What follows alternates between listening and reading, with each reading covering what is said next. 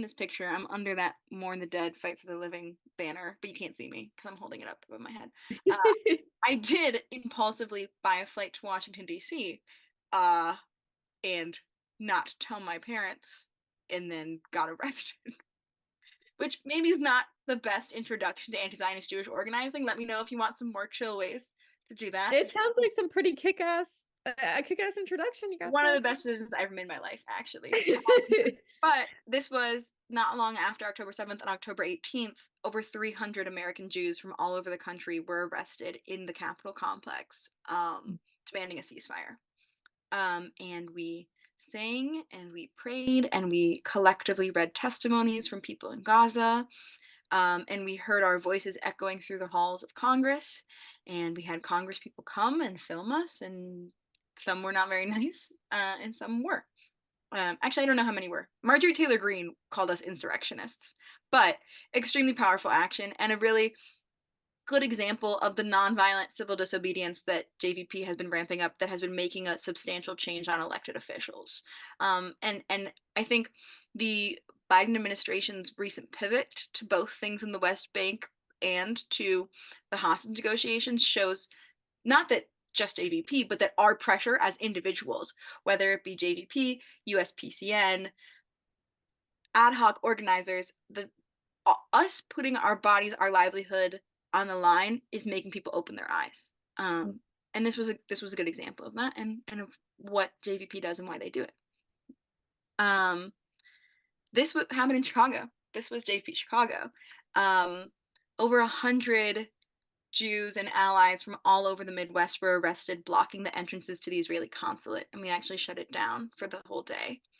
Um, and it was an extremely powerful action, and it was a very pointed action. And it was the largest gathering of anti-Zionist Jews or Jews for Palestine in the Midwest ever. And this was on November 11th of this year.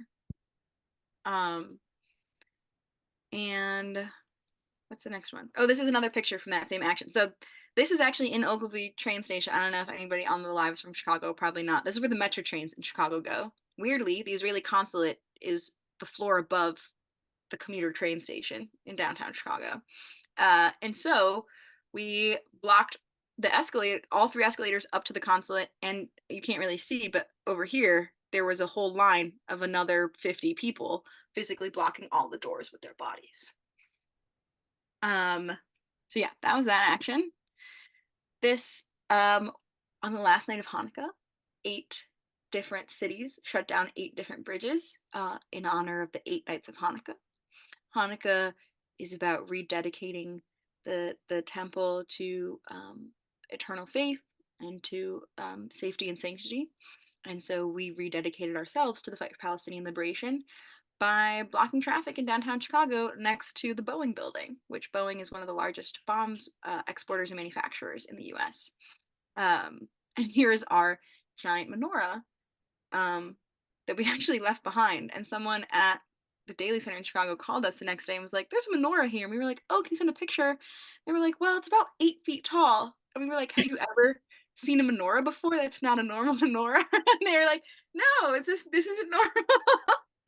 um, so yeah, so we have been taking to the streets both in civil disobedience and in just collective power to demand that our voices be heard. And yeah, it's been extremely impactful on my life. It's been extremely impactful on other lives, I think. And I think it is a way of demonstrating not just to ourselves, but to the people, to the Zionist, institutions in America that we are committed, right? That like this is not something that we will look away from, because hundreds of people are dying every day, and we have to do everything we can to make the change we want to see in the world, and to free Palestine, and to save lives, and to give people food and water and eSIMs and everything that they need.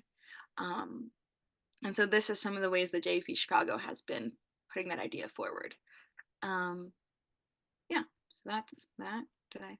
Okay, this was the more interesting section in my last 15 minutes. US funding for Israeli genocide is insane. It's massive. And there's a lot going on here. Um, which to start off with, the US is the largest supplier of both weapons and money to the Israeli military. And Israel gets the most military aid out of any other country from the United States. Like, we give a lot of people military aid, we give Israel the most.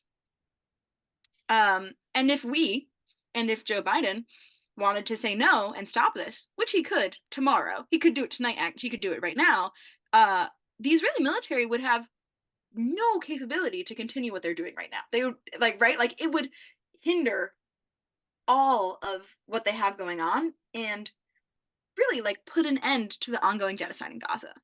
Um, which you will see why if right now. I will explain why. So US aid to Israel. The United States signed a memorandum of understanding in 1999, before I was born, and probably a lot of us, where the US committed to sending annual military aid to Israel. We've sent them billions upon billions upon billions of dollars. You'll also note that up until the 70s, it was mostly economic aid and not military aid. And then military aid quickly outpaced the economic, and now we only give them military aid.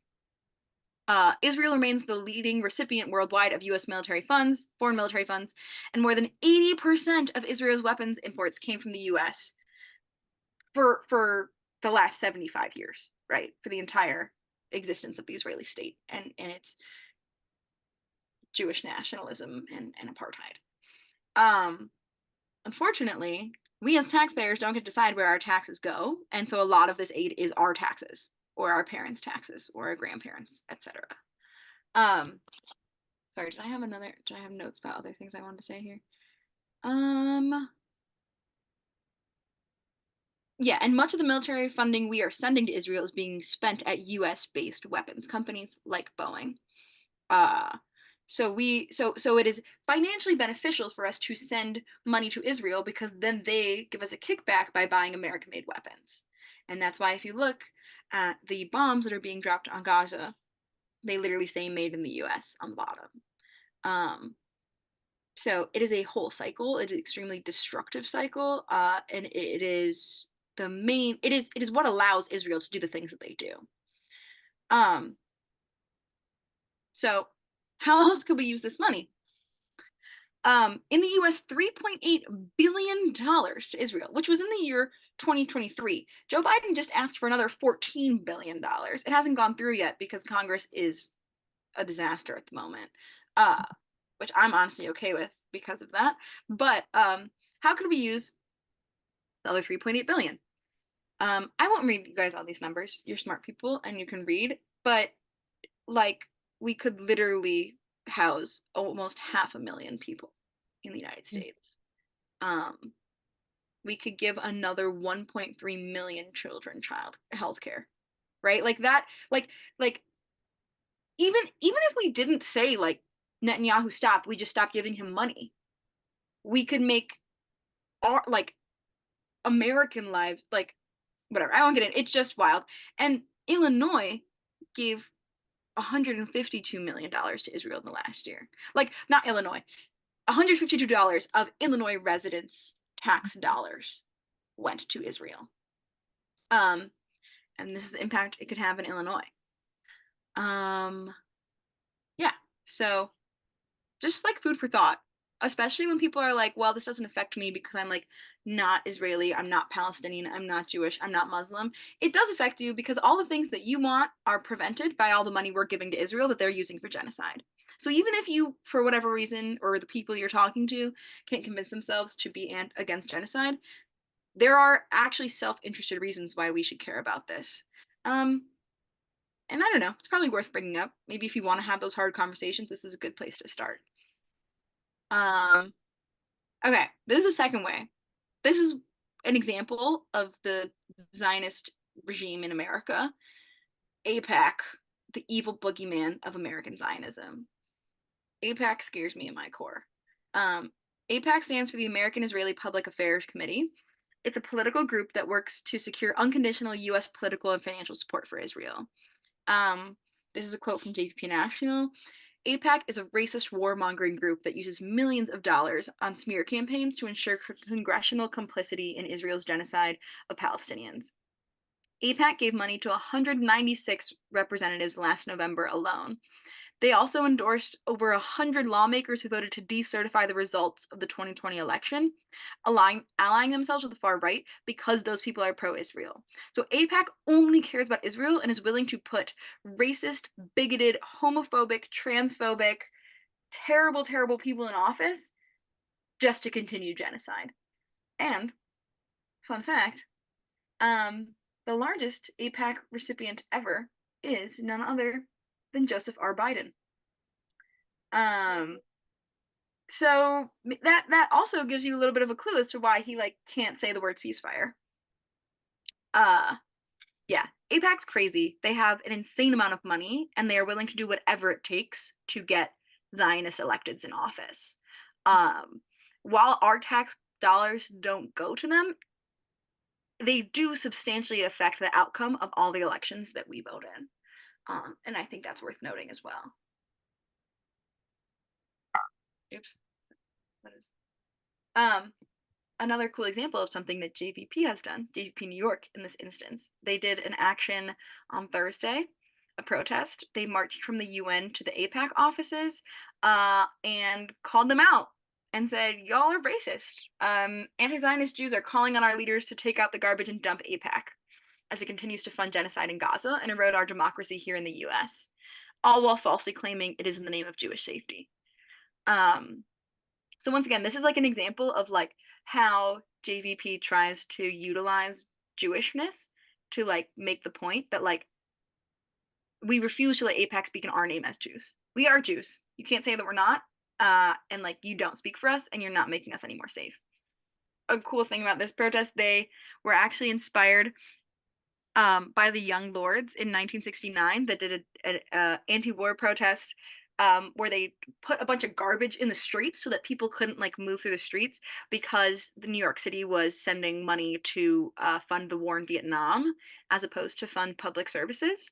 And so this is not real garbage, I don't think, but like this idea of like taking out the trash and pointing out how like our money is being used for garbage as opposed to anything we need came from other anti-war organizers decades ago. So I just think that's cool. I wanted And to if anyone doesn't know who the yeah. Young Lords are, we did a very fun video on Gen Z Pearl Cambio. If you want to go check that out, just putting that out Yeah, there. please do. Um imagine if like also imagine if there was an organization in America that had as much money as AIPAC and was like using it to liberate Palestine and like send people money and food and like care and like fight apartheid. Like right? Like there are organizations in America that are demanding ceasefire now and are trying to fight this apartheid that have money. But if any of them had like 10% of the money that APAC has, things would look substantially different. Um, so yeah, that's APAC. They're super evil. And if you ever see their name, you should be like red flag, red flag, red flag. Um, yeah. So, and then the last example, and this one I did not know about until a month ago, is Israel bonds, the worst investment.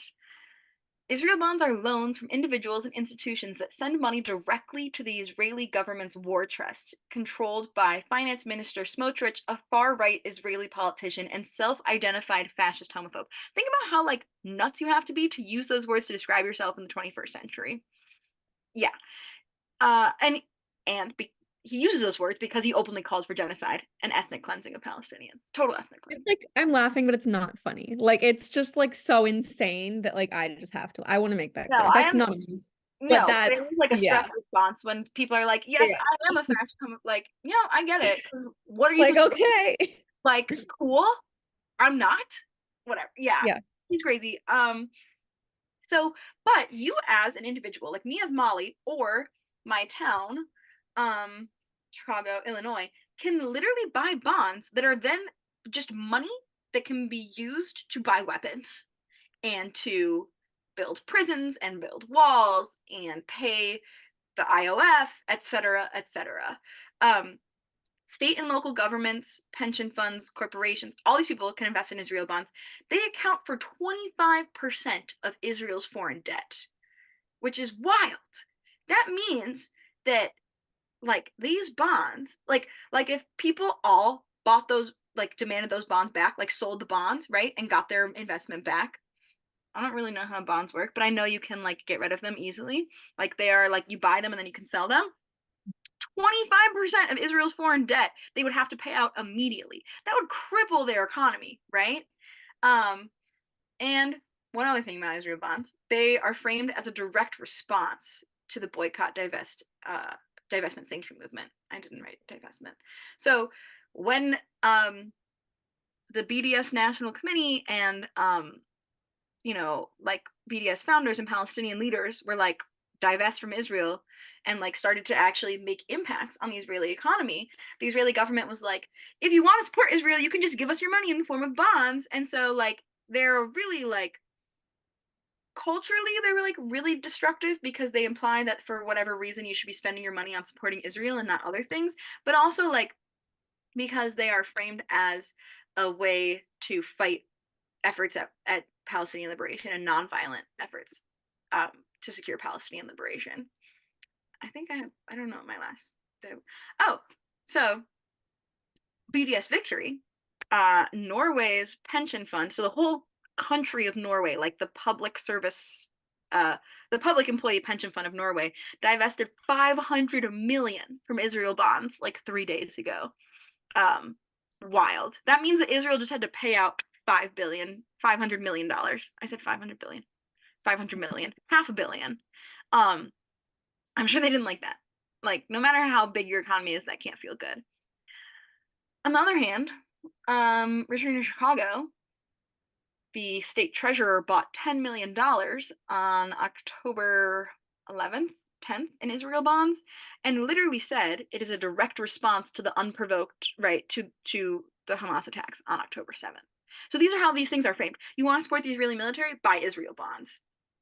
I would bet you that a lot of your pension dollars, your family's pension dollars, your state or local government's pension dollars are in Israel bonds, and you, as a constituent of those places or as a person who pays in a pension fund, can be like, no way, get out of there. Like this is a really like lucrative place for people to be putting their effort into be organizing, especially when you consider how much money and resources plays into what's going on in Gaza, which once again, as a plug, if you also want to do something about that right now, donate to the GoFundMe that is pinned in the chat and give folks money to be able to buy eSIMs, to be able to talk to each other, to be able to survive and communicate with each other, and to be able to hopefully um, secure what they need in the like extremely devastating environment that is Gaza right now. Um, Mhm. so I have one question for you if you wanted. It's about JVP. yeah, But someone asked to recommend people access JVP and what advice would you give to young Jewish viewers? Just I thought that'd be like a good wrap up to everything we've talked yeah. Wait, can about. you repeat the first part of the question? I'm sorry. Yeah. How would you recommend people access JVP? Like, how do you join JVP? How do you access information resources? Yeah. So, there's a lot of JP chapters all over the country, and I would bet you that there's one in wherever you live. And just searching like JVP Denver, JVP San Francisco, JVP, I don't know. There's folks in Arizona, like all over the place.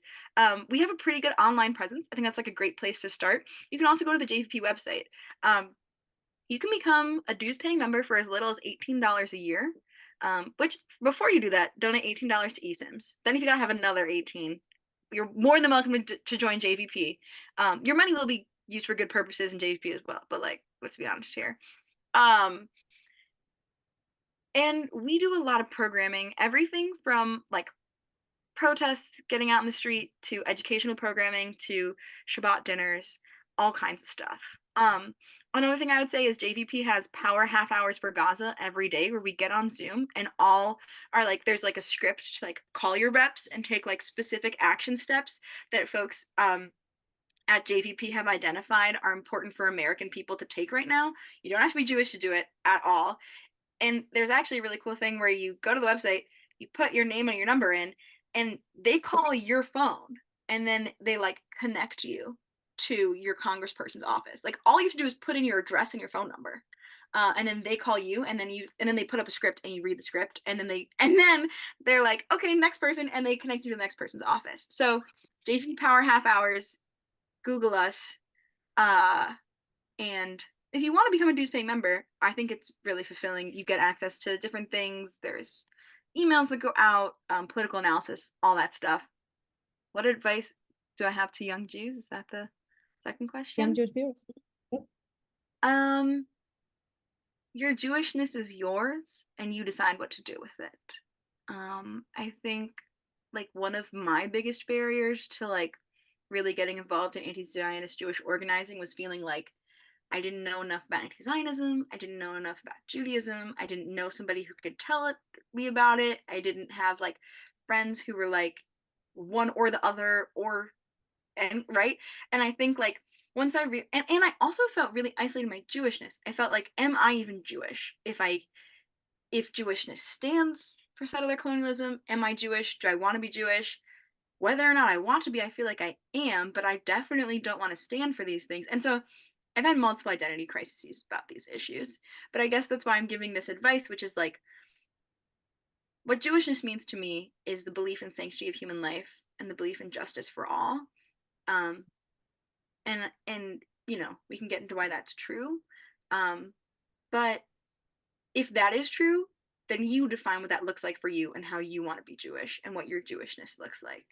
Um, and I think that is a really like liberating way to look at it and allows you to like be who you want to be because you want to be it, not because of your religion or your ethnicity or your ancestors. And then once I did that, I was like, and my ancestors also fought for justice and also wanted to be free and also wanted all people to be free. And then my identity crisis was solved momentarily. Um, so yeah, that's my advice, I think. Thank you so much, Molly. This has been so wonderful. I know you're not on TikTok, but you've gotten like floods of amazing comments saying like how Oh, good. informative this is and how grateful they Awesome. are that you're on all of that. So thank you so much for taking your time and hopping on. Yeah, thanks We've everyone really for watching. having you. Yeah, and everyone go look at JVP. Go join your local JVP Yeah, chapter. join It's your local JVP chapter and donate to eSIMs, please, now and forever. And call all your reps every day.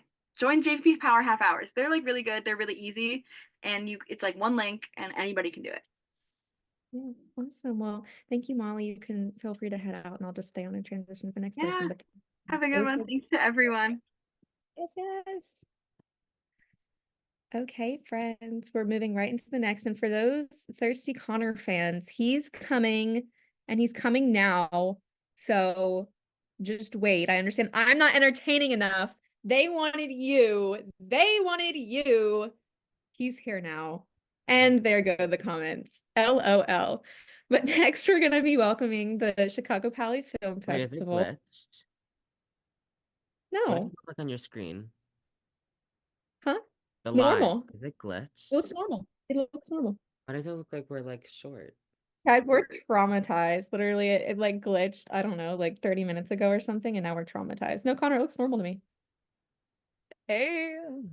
Everything's good.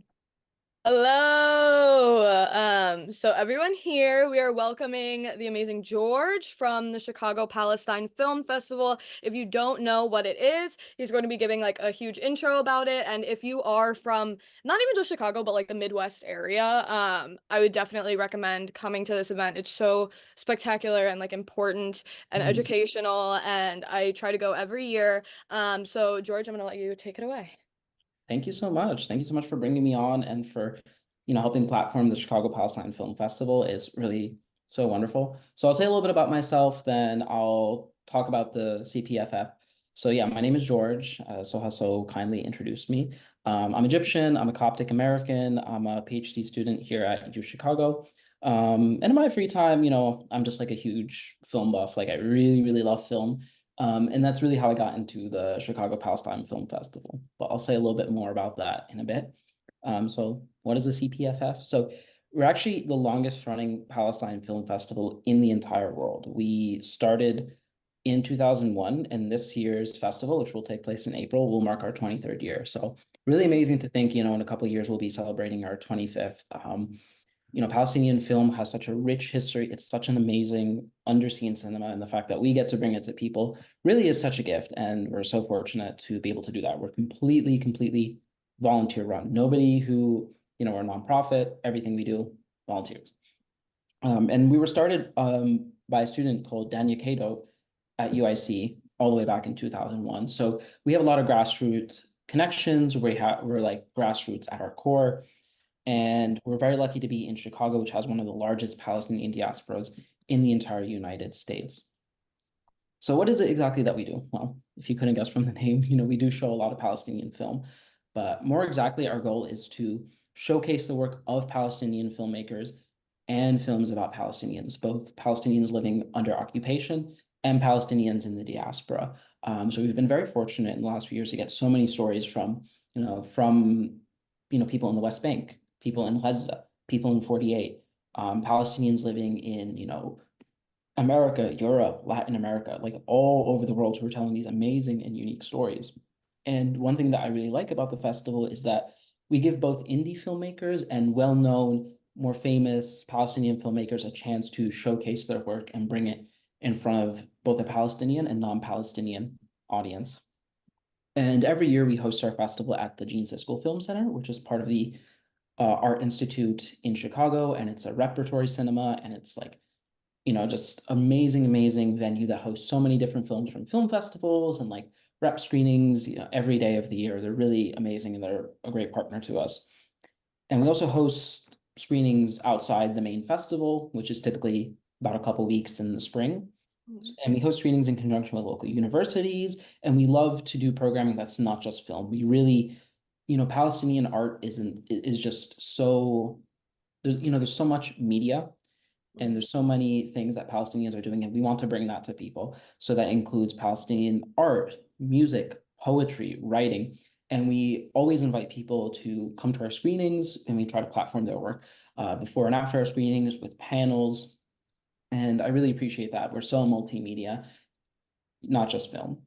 And this year, and just to give you an example of some of the things that we're doing, this year in January, we just hosted the North American premiere of Yalla Gaza, which is a film by, a new film about Gaza.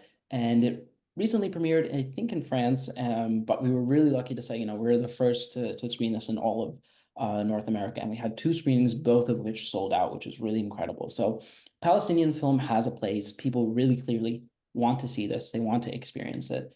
So I really can't wait to see what the next few years for the film festival look like. And I'll talk a little bit about how I got involved, because I'll be very honest, I'm a PhD student in physics. I'm Egyptian, I'm not Palestinian. Basically, by all accounts, I shouldn't have any connection to this, but Palestine and Palestinian film means a lot to me because I got my start in film a couple years ago because at U Chicago campus, we have this thing called Doc Films, which is a student-run film society. And they show a film during every single day of the academic quarter, from like September all the way through June, like every single day, even the weekends. And I started going there because I was bored one day, and I really just started falling in love with film because I was like, wow, there's so much out there that's like weird and amazing, eccentric, and so off color and just incredible. And I'd never gotten a chance to see this stuff before, especially foreign cinema. I think foreign cinema is some of the best there is because it's just a look into a different world, a different reality, something that you haven't seen, but at the same time, it's so relatable and so human. And, I watched these films and I realized this is something that means a lot to me.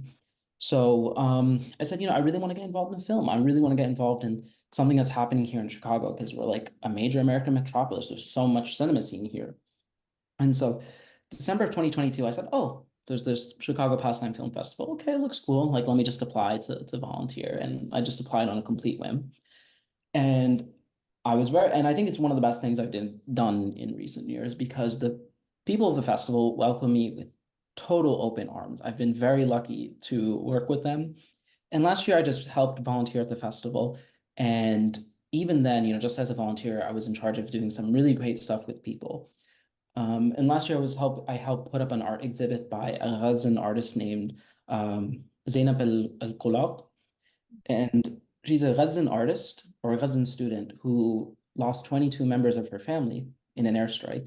And she made these really heart-wrenching paintings, depicting her inner turmoil, her grief, if there's anywhere that you can even put something like that. And she sent us some copies of her paintings and we put them up at during one of our screenings at the festival. And there are these incredible pieces, as you can imagine. And I remember at the time when I was working with this, I thought, how awful is this story that this this poor woman lost 22 members of her family. And now I'm like, man, now like given all that's, this awful, all these awful events in Gaza, how common are these stories now? How many times over the last few months have we heard stories like this? At the time I heard it last year, I never heard anything that awful. I said, this is the worst thing I've ever heard. And now how many stories can we count from Yeah. people from on the ground, from reporters talking about how many family members they've lost? Some have lost, countless people in their family. So it's really unfortunate. But I think that's why this work is really important. Like these stories need to be told.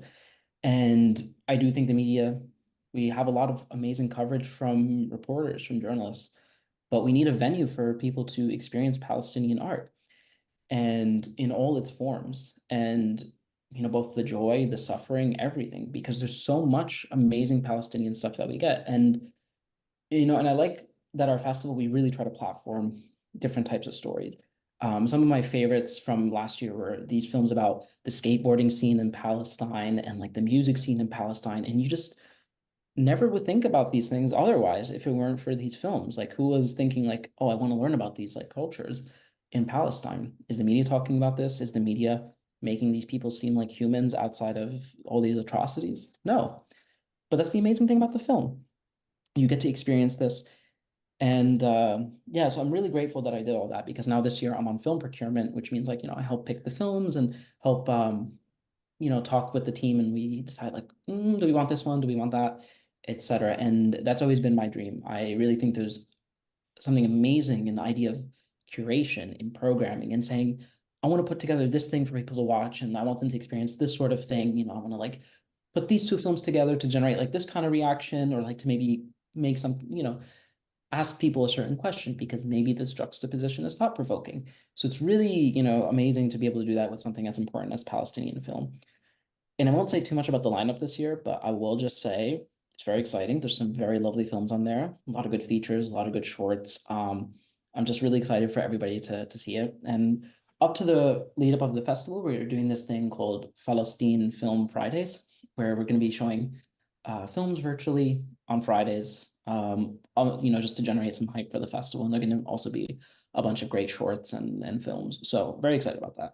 How do people get like access to that? Because I think that's huge because there's like a lot of people that are in Chicago. Like Connor, for example, had heard about the film fest and like everybody was really excited when I brought it up. But it's hard for people that aren't located in Chicago. So I didn't know you guys were about to start doing like virtual showings. So how can people like get more access about that or more info about that? Yeah, I would say follow us on social media. Like we're very active on social media, like on Twitter and on Instagram. Instagram is, I mean, follow us on both. We like post the same to both and also on Facebook.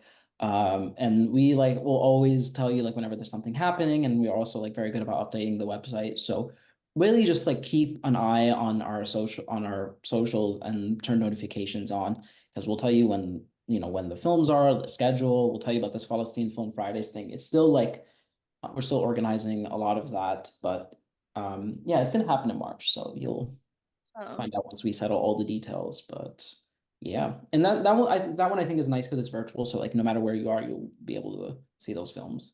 it's huge. I love that. Yes. No, because I feel like that's like a huge thing. Especially like for people like it's just I don't know. I feel like people sometimes have like a harder time getting out and like these films are like so incredibly important, like how you said. And like one thing that I also like really love about the film festival is like when you guys like bring in the directors as well. Like those are like Mhm. my favorite ones to go to. Because it just makes it like so much more personal, you know? Yeah, absolutely. It's really amazing when we, get to talk to people who make these films and hear about it in their own words. Last year we had this really cute short film called Matluba, which I think is really wonderful because it's a film about growing up Palestinian in the diaspora. And I'm a sucker for those kind of stories because I love stories about Palestine, but I think especially for me being someone who's Egyptian in the diaspora, it's so amazing to, see those stories being told. And it was just so like heartwarming to you know to see that because all these stories are important, but like when you see something that resonates, it's obviously something a little different. And we brought the director and we brought some of the actors, and they gave such a great panel afterwards where they talked about what it means for them because they're all Palestinian, obviously. So yeah, I'm grateful for the work that we do, and that I get to be a part of it. And we definitely have some more stuff like that planned for this year's festival. So hope y'all like it, and excited for you to see it. Awesome. No, I am super excited. Yeah. No, and thank you for supporting, and um what else do I want to say about the festival? There's so much to say. I think I already touched on it a little bit, but I do want to talk a little bit more about why showing Palestinian film is important. And I think it ties into why I think film in general is an important medium. I just think, I think all art is wonderful, writing, visual media, but I do think there's something quite visceral and gripping about a film because you're basically letting a filmmaker take you by the hand, or not even take you by the hand, you're letting them grab you by the wrist and drag you for 2 hours. And you have to submit to that, like if you have to be present for a film and you have to let it wash over you for 2 hours, basically, more or less. And that's moving. There's something powerful about that. Because when you let that happen, it's a portal and it's a journey into another person's mind, another person's reality. Wow. And it's very hard to not be affected by that, no matter what the story is. Not to say that there aren't bad movies out there, but I think film is uniquely affecting in that way. Yeah. And I think I really value it for that reason. It's moving, it's beautiful. We need to show it. And my conviction about film is like almost real. I always tell people it's almost religious. Like I really do think like film for me has like an almost religious meaning because it can give you so much insight into like almost every aspect of the human experience. Like there's nothing in the human experience that can't be captured through film, through moving pictures in time. And so because of that, it's both effective, as in affecting, and it's educational in the highest degree. And Palestinian film for me has transformed the way I see Palestine. I was for the Palestinian cause before I ever joined the film festival, but now I know so much more about Palestine. I have, just a kernel of insight into how Palestinians feel about Palestine because of these films that I've seen. And none of that would have been there had I not seen those films.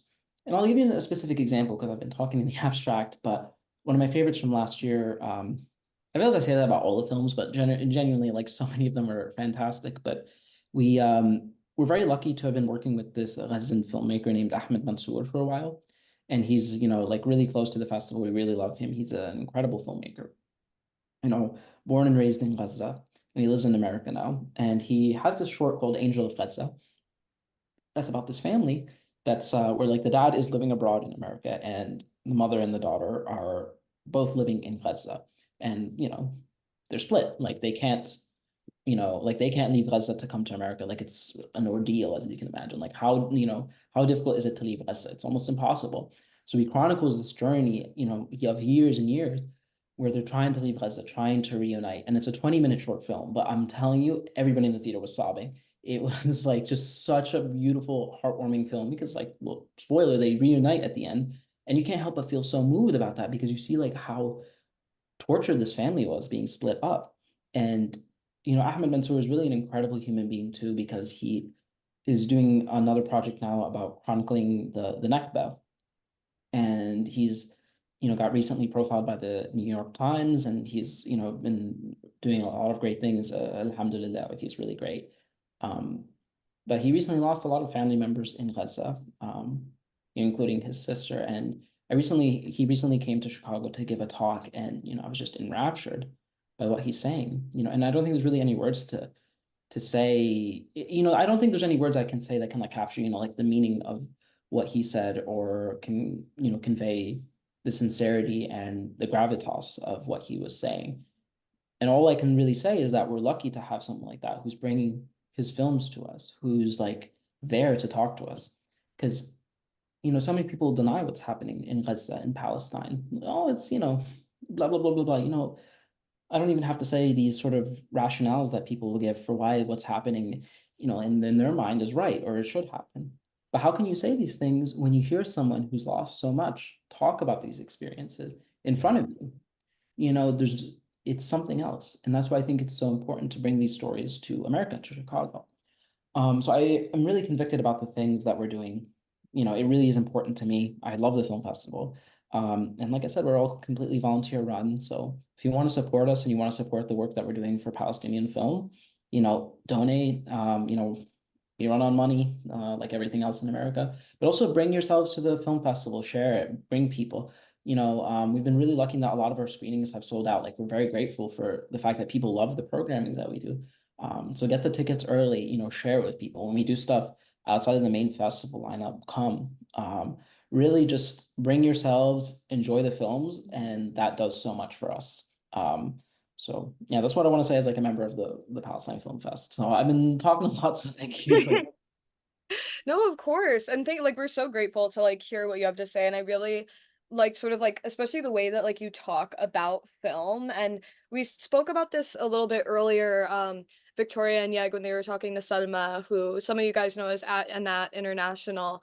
But she was sort of talking about the ways in which like people see like Ghazawi people as these like perpetual victims and how Mhm. like they don't see them as human, they see them as like people who were like dealt a really like shitty hand. And I feel like that's like an amazing thing about film is that you're able to see the like three dimensions of like these like people who like are living under occupation. And I feel like that's just like something that like a lot of people lack. And like just like for everybody watching live stream right now, like I know we've been talking a lot about like organizing and everything like that, which is like super important, and like education, which is super important, but also like doing all of that in hand while like remembering like the humanity and like keeping that like at the center of it. And that's one thing that like I really do love about the film fest and the art that you guys uplift. Yeah. Thank you. It means a lot. A large part of, what we show is like, really affecting and, hard stuff because, a lot of what we get is documentary, right? Like there's being Palestinian isn't easy. Being a Palestinian in Palestine certainly isn't easy. And, people want to chronicle that and talk about that and put it out there. And certainly we want to platform that. But I really appreciate too when we have these films that give you an idea of like how three-dimensional the Palestinian experience is and like what it's like, just being human there. Like I said, like one of my favorites was this one called Borderline. I really truly like just was blown away by it because it was this story or this film about different musicians in Palestine, and there's such a different variety of characters in it. There's this one guy who's um lost both his legs in Gaza and he's a rapper. There's one guy who's like Armenian Palestinian who's a rock star in Jerusalem. There's one guy who's like an old uncle who plays like traditional flute music in the West Bank. And there's this one girl in the West Bank too who's like a classical violinist. It's just this huge array of different experiences. Like all these people could not be more different, across like race, gender, class, and like location and the types of music that they're doing, but they're all Palestinian. And you get like some insight into that and just, how much they care about the music and how much they love it. And that's like, it's frankly mind blowing. It's heartwarming. It's incredible. I love stories like that because it touches on the hardship too. But you get so much more than that. And I love that when people get to experience that because I know for me, watching those sort of things has been truly affecting. So yeah, just all this to say, yeah, I mean, thank you for the kind words, and we're gonna keep doing our best to keep bringing these awesome films to you. Of course. And I also want to just highlight the fact that like you brought up those musicians. I think I know the rapper you're talking about. I forget his name though.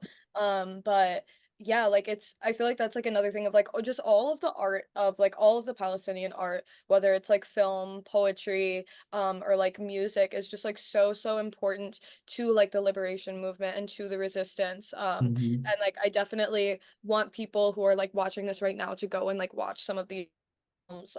And somebody actually asked if there are any like specific directors or added films. I know you spoke about Borderline. And yeah, if there's like any more that you would want to like uplift. Yeah, I don't want to talk about this year's lineup because we're keeping it a secret for now. So I'll talk about like the films from last Okay. year I saw that I really liked.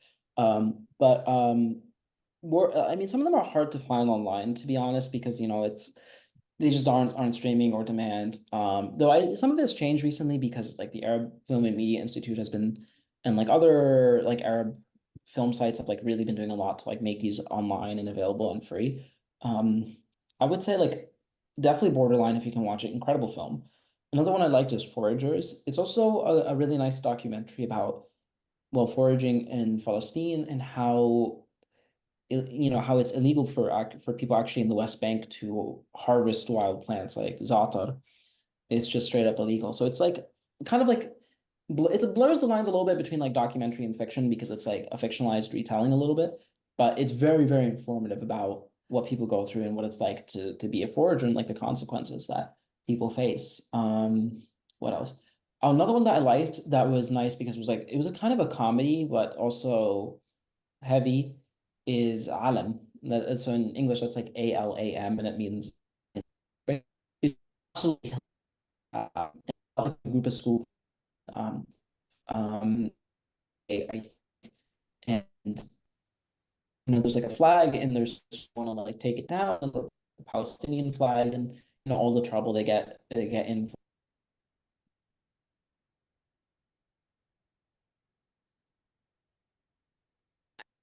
The Wi-Fi is cutting out a little bit. We're having some, it's okay. Story of, you know,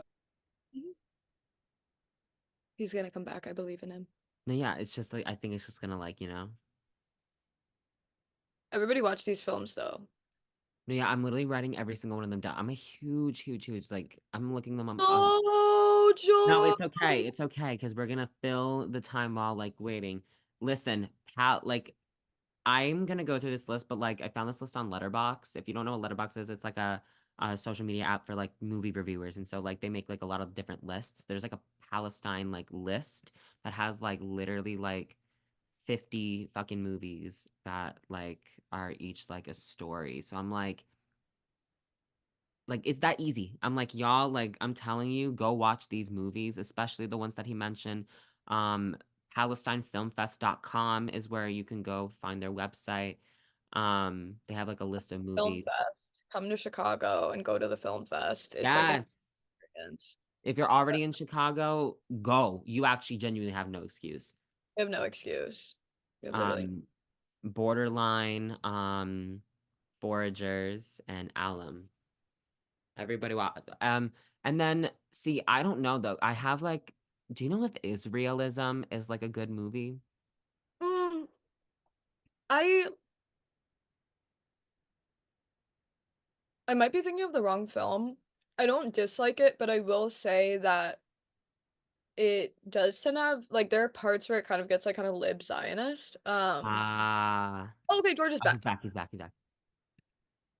Oh wait, George. gonna have to move breakout Yeah. rooms. I hope one of them tells him. Okay, Is he coming in? I think so. I think they have to tell him to move to the the breakout room. And then the other movie I know is The Occupation of the American Mind. Hey! Mm. Oh, that's a good one. So Okay, wouldn't that's a be a good one. talk without technical difficulties, am I right? Okay, They're so good. Don't worry about it. awesome. Okay. I just have like, okay, so I basically said all the films I recommend. Adam, Borderline, Forgers. I'll just like say a little bit more in um I'll just say a little bit more like in my personal capacity. And I think I'll leave it at that, Okay. if that's okay. Because I think, like I really love the film fest, but there's so much I want to say beyond just film because that's important to me. Um, first I do want to recognize like, why I care about Palestine. Mm. And I think a big part of it is really just how wonderful Palestinians are.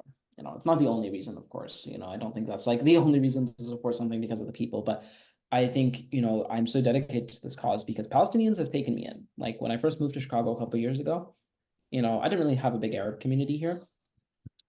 I didn't have like a big Egyptian community here. And the people I found were all Palestinian. And they have been, some of the most warm and genial, affable people I've ever been and I've ever met. And they've all been through so much. You meet people who were born in 48 or Palestine and they come here and like they've been through so much, but they're still like so gracious and giving with their time that you can you ask how is this possible. So I owe a lot to them and I want to fight for them. So I want to recognize that. And the work that they've been doing and the stuff that they've taught me about Palestine has been amazing. Like one of my friends here at the university has this amazing like I forget the name of the project, but she's like all of her grandparents, alhamdulillah, are all alive and they all experienced the Nakba. So she's been recording stories and songs from her grandparents about the Nakba and like collecting it into an archive. And she's been writing about this. She's been like publishing about it. You know, mashallah, it's really impressive and amazing work. And I've been very lucky to be her friend and to learn from her. I talked about Ahmed, of course, great person and, you know, colleague of the film festival. I got to meet Yahya Ashur this week, who's a poet, and also again, like just a wonderful person, you know, but you hear all the heavy stuff he talks about with regards to Gaza. And in spite of it, you know, he keeps trudging. And I think that is reason that we should have hope. You know, like I think a lot of people focus on hope and they're like, how do we find hope? How do we find hope? Like, how do we find like keep going? I think in any human venture, if you rely on emotion, it's always going to be a fickle thing. Emotions come and go. You can never rely on emotions. If we're going to fight for Palestine and if we're going to believe in this, and it's going to be because of our principles, it's not going to be because of hope. And we have to distinguish between hope, the feeling, and hope as an action. You know, the feeling comes and goes, but the action persists. You know what I mean? By renewing our commitment to each other's, by fighting for liberation, by protesting, by showing up for Palestinian art, all of these things are hope. Hope the action, not just the feeling. Because there's going to be days where we do all these and we still feel dejected and we're like, nothing's going to change.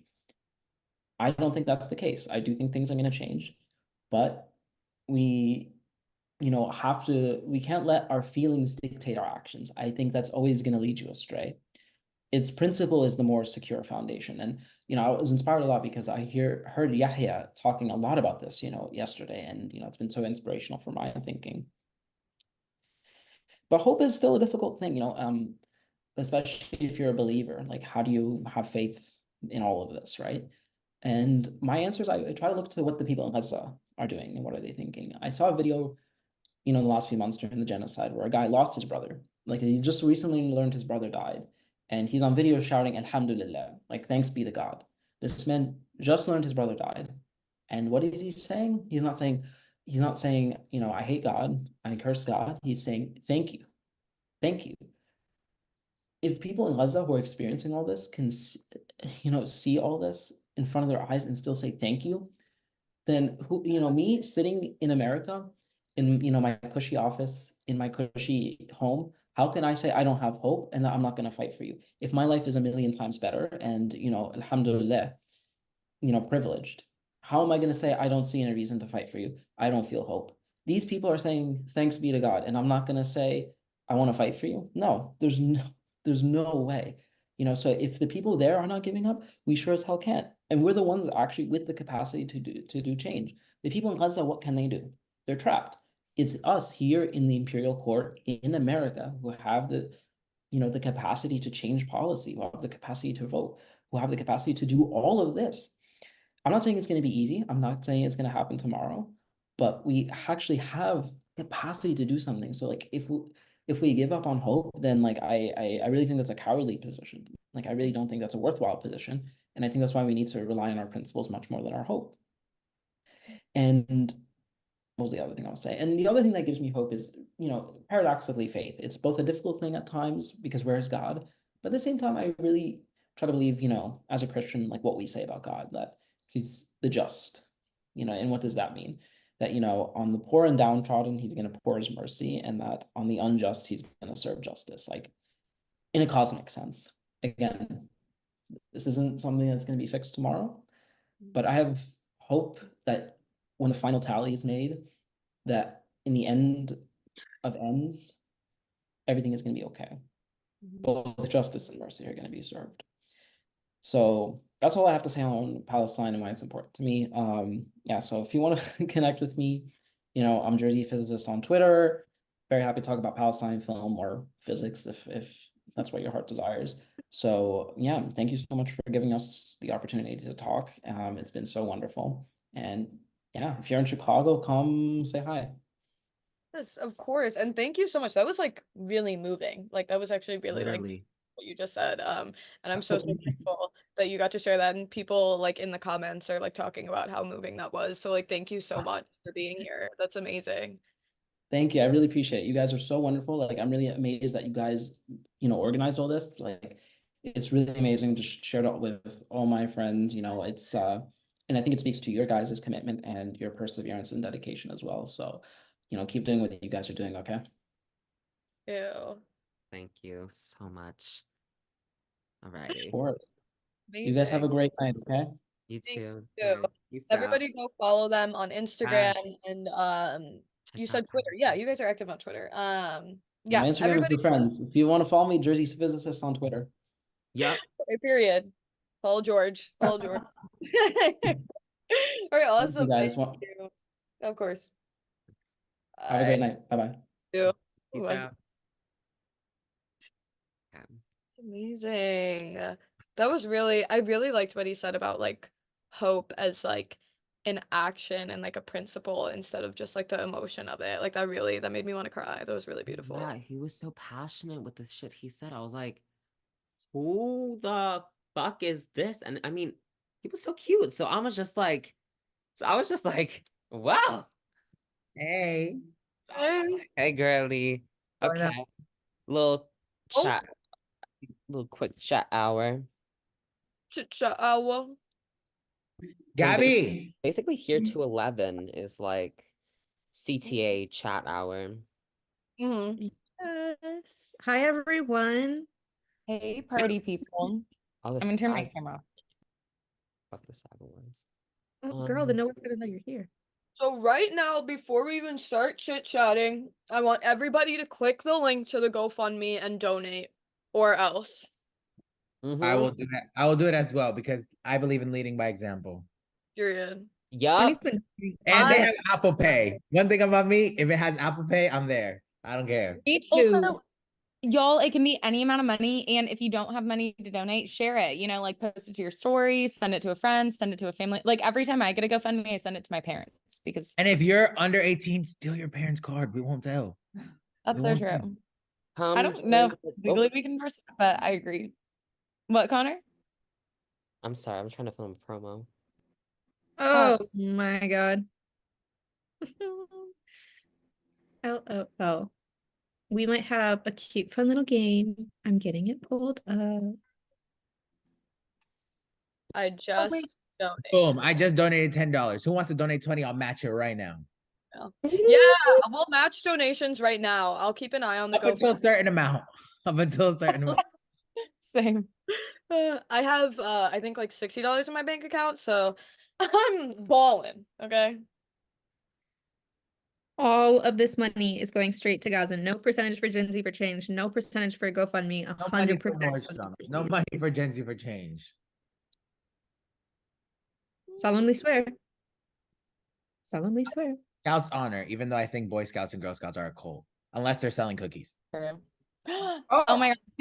Speaking of y'all, I'm about to get a bunch of Girl Scout cookies if anyone wants me to mail them.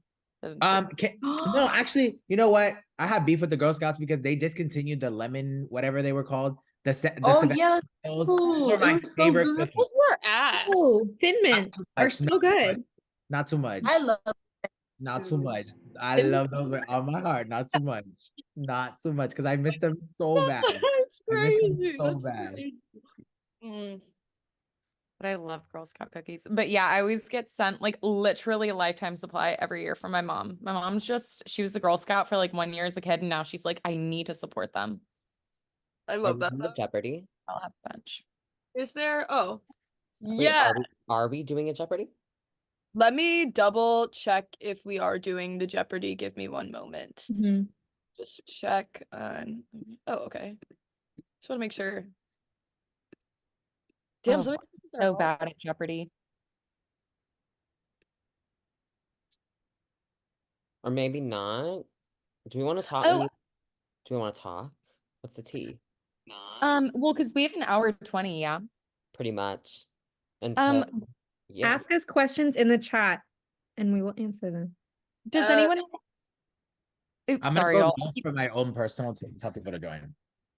Sorry, I keep talking over people, but does anybody have access to Sophia's shortcut, the ceasefire tool? No, do you want to show that? Yes, Oh, I we really just want did to, but it. I don't have Yes! screen. Oh my gosh. wait, we have screen sharing. Oh, let me Yes. close my tabs. Hold on. Okay, guys, Um, to give a preface here. This is from Sophia. She's a coder at Gen Z for Change. She does You might have saw her phenomenal Disney work. episode. True. But she does phenomenal work, and she made a tool that can help like send automated emails from your computer to your local representatives to call for a ceasefire. Like you don't have to do anything after initially downloading it. It will send as many as you want, as much as you send it automatically, and it will annoy the HE double hockey sticks out of them. And that is the whole point. Okay. Oh my God. Definitely. I accidentally just showed all of my identification information. Yeah. Okay, but I get screenshots of my password. Relax, Steven. Oh my God. He's so dramatic. He's never gone live before, you guys. Okay. Shortcuts. So this is something we haven't officially launched yet. It's going to be on a website tomorrow. But once you have this downloaded, it's super, super cool. It's so easy to use, y'all. I'm so bad with tech. Y'all saw how I was with Kahoot earlier. You just run it. So I don't know why mine was set to Alabama too, but like, let's say I'm like CA6. So you do this and then you press play and it'll automatically send a bunch of emails to, I don't know if y'all could see it, but it sent a bunch of emails to all the staff members of all my representatives demanding that they call for a ceasefire. And you can automate it to where it'll do that automatically every single morning. And like it Vic said, this is all the staff members, like not just the rep, but like every single member of their staff, so that nobody goes without being annoyed. Like chief of staff, financial advisor, politics advisor, like everyone who's on that campaign. Everyone. Yep. And listen, No y'all, one's we love safe. staffers, but it is so important to disrupt like their inboxes with calls for a ceasefire, because it really does make it like a top agenda item. But I mean, hey, if we want to stand on business hard, we could go to their like offices. Or pull a code pink. That's what I'm like. That's what I'm like. Y'all know how the French do it. Every Monday, 10 a.m. They're in the Senate. And if you want to go meet them there, what did those people do to Nancy Pelosi? They put literal like cow manure all over her yard. Why don't we do that? Wait, I didn't hear about that. That was pretty rad. Yeah. As a society, as like a generation, it's like, it's our business. We have to stand on business, that we got to do that. So how do we do that? We burn. I'm kidding. Connor. We're so close to not having this live ban. Okay, that reaction was so slow. I don't want to hear it because I said burn and then like it was a whole 5 seconds. Guys, picture for the Instagram. Look cute. Look cute. Hour 9, y'all. It's hard to look cute right now. No, we're all not for y'all. You guys look amazing, beautiful, wonderful. But me, no, then there's like, Tony. Tony's doing his makeup. He's getting ready. Yeah, Tony, you look really good. Thank you. I'm on live with my followers, threatening them to join this live. So yeah, Tony's fault. Actually, I'm not about to play with your followers like that. People keep commenting, what is this live for? It says it at the top. Like, literally, yeah, guys, we have a donation link in our bio. And if you've missed the entire live, it's also on YouTube if you want to go like rewind anything. But like we've had so many different people from organizations, like we just had Palestine Film Festival, we had people from SJP, we had people from JVP, like oh yeah, that's not the same. Oh my bad. Yeah. But like literally this has been so much fun. Just I've learned so much. I don't know about y'all. We've talked about so much, but if you guys have any questions, feel free to drop it. Like we could talk about this for another 12 hours easy and not repeat any information, so we know we missed stuff. And if there's something that you want to talk about that we haven't yet, we can. And we're gonna keep pushing content, y'all. And we're gonna keep pushing the ceasefire tool and also the GoFundMe, where once again we're raising money to buy eSIMs for folks living in Gaza. So if you haven't donated to GoFundMe yet, definitely go do that. And just for people who are like new here and don't know what eSIMs are, what they do, it's basically like a SIM card that you have in your phone, but it's virtual, and due to the internet being cut in Gaza, and like not having cellular access, this basically is a virtual way of granting them the capability of like speaking to their loved ones, and like making phone calls and things like that, which is like obviously so incredibly important in the midst of a genocide. So genuinely, like I see the comments saying that you're broke. Even if you just have one singular dollar to spare, it's all gonna add up. There's like 230 people in the live right now. If all of you donated a dollar right now, that's like countless eSIMs. No, yeah, so that's like, literally like 5 or 6 eSIMs already. Someone is asking, how can we raise awareness on Rafa? On what? Rafa. Rafa. Mm. Number one, share this live. Number two, I'm gonna hold you to it that if you can't donate, you'll use Sophia's like automatic launch tool, ceasefire tool, as soon as that comes out. Number three, uplift creators that you already see making content on it. And then Yeah. Sophia, do you have anything to add? Get on the ground and start organizing. Tell your university to stop putting endowment fund monies into weapons manufacturing. Divest. Shut down your congressperson's office, shut down your mayor's office if they're not calling for a ceasefire. Do absolutely everything that you can to get a ceasefire called and to end all US aid to Israel and end all like local and public and federal ties to whatever weapons manufacturers are near you. You know, like putting your bodies on the line is like so incredibly important. And I would argue one of the most important things to do. Yes, protesting is a direct action. They're saying, but what if you're in high school? That's not an excuse, Fugly, because you can 100% do a walkout. There's literally no reason to not do a walkout. Yeah, we walked out. I mean, I'm pretty sure almost every school in this nation walked out for like March for what our lives. happened? Yeah, the March for Our Lives. Like it's that easy. Like I'm sure no one really got like repercussions from that. I mean, well, no, that was the Don't Say Gay bills. I mean, that was a whole different issue, but like that's it. It's like it's not that hard. It's just about like community and like everyone actually standing on business. You know what I mean? Like it's when people are like, you know, they like pretend that they're about it and then like when it really comes to it, they're like, no, I'm scared. Like that's the problem. That's why things don't fucking change because people like, you know, like the like vote blue no matter who ass bitches, like they like no change happens because they're so afraid of change. They just like they want to respect that system aspect so fucking hard. No, we need a whole like reconstruction of the actual system. You need to be down to get dirty, bitch. Sorry, I say bitch Exactly. fucking much. No, but for real. I think And also, if you are nervous organizing a walkout and you are near to a university, even not even near to a university, if you need help organizing a walkout, message me on Instagram or on TikTok because I've literally been helping university or high school students plan their walkouts. We've been like making toolkits. Really? Just is a great organization that's been helping high school students organize walkouts. So you know, and I'll comment that in the chat right now. But like there's so many amazing people that can like help you plan that out if you're not really sure where to start. But also it honestly starts with just like making a freaking post on like Snapchat or Instagram being like, hey, we're gonna walk out of school at this time to call for our local government to, you know, call for a ceasefire and pressure the federal government to call for a ceasefire. Like it's that easy. Yeah. There's a question that I really think I want to upload. It says, I'm feeling silenced at school by students Wait. for wanting to support Palestine. What do I do? I feel like that's a really good question. What'd they say? Like they're feeling silenced by someone else who doesn't want them to support Palestine at school, like in their circle. What do they do? Like, what do you do if people in your school are on the other side of this? Me personally, fuck them. I'm sorry. There's no. I'm sorry. That's the thing is like it's Punch weird them in the like, balls.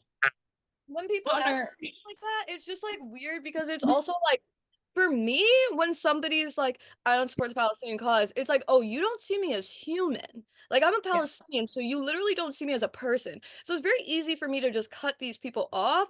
But like I kind of get like how it's different if you're not actually Palestinian, but also it's really not because like do you want to be friends with somebody that like has no morals or empathy? Like is that, you know, What I so do understand is like at the end of this, history will remember who was on what side. And I completely understand feeling like uncomfortable at doing something you know is right, but not might feel not right in that moment. But like at the end of this, if you want to stand on the right side of history, then you will loudly and unapologetically stand with And Palestine. remember, And they're on the wrong side. That's what you gotta yeah, remember. and also like remember what you put on social media because that shit stays there forever, y'all. So Well, when and also, you know, so it's just like when a lot of Zionists are out here saying the most heinous shit. I mean, even in our comment section, some of you out here, football, we're not unbanning your other account. Like y'all need to understand, like it's not. I love Also, searching about. obviously, if you're trying to do something like in your school, if you're in high school and it's like a person in a position of power, like someone in administration who's trying to silence you, that's why organizing is so important. Like Soha was saying, there's so many great resources out there to help you organize and make sure that you're not in it alone, so that you guys can have like collective power when standing up against assholes like that. 100%. And somebody just commented also, relinquish your need for comfort if it's based on the oppression of other people. That is such a beautiful, because like literally, yeah, like Yeah. you're worried about the discomfort of cutting off a friend, but that discomfort is literally based on the oppression of people, not even just the oppression, but like the mass murder and genocide, you know? So yeah, I think that sums it up. Wait, someone's asking, how do I make my Christian mom understand what Israel is doing? That's a very good question. Somebody else handle this one. I don't have a Do Christian mom. you honestly, it's like, is this a situation where it's like, you know, by yourself? Are you talking to her? Is it like are there other family members on your side, or are there other family members on her side? Because it's like, damn, that's a whole different conversation. Well, for me, you know, I grew up in a pretty Christian area, like in Texas, and the Israel and like religious propaganda is really, really prevalent in the Christian community. I mean, shit, that's why like most Zionists in the US are evangelical Christians.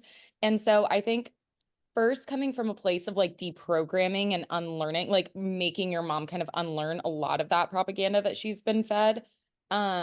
And then yeah, just like and Christianity is a whole nother thing. You know, I could get on a soapbox about it because it can be really problematic, but it is supposed to be a faith rooted in empathy. And if you can't have basic human fucking empathy for another human being, you know, you're not really being Are you Christian. talking about Christianity?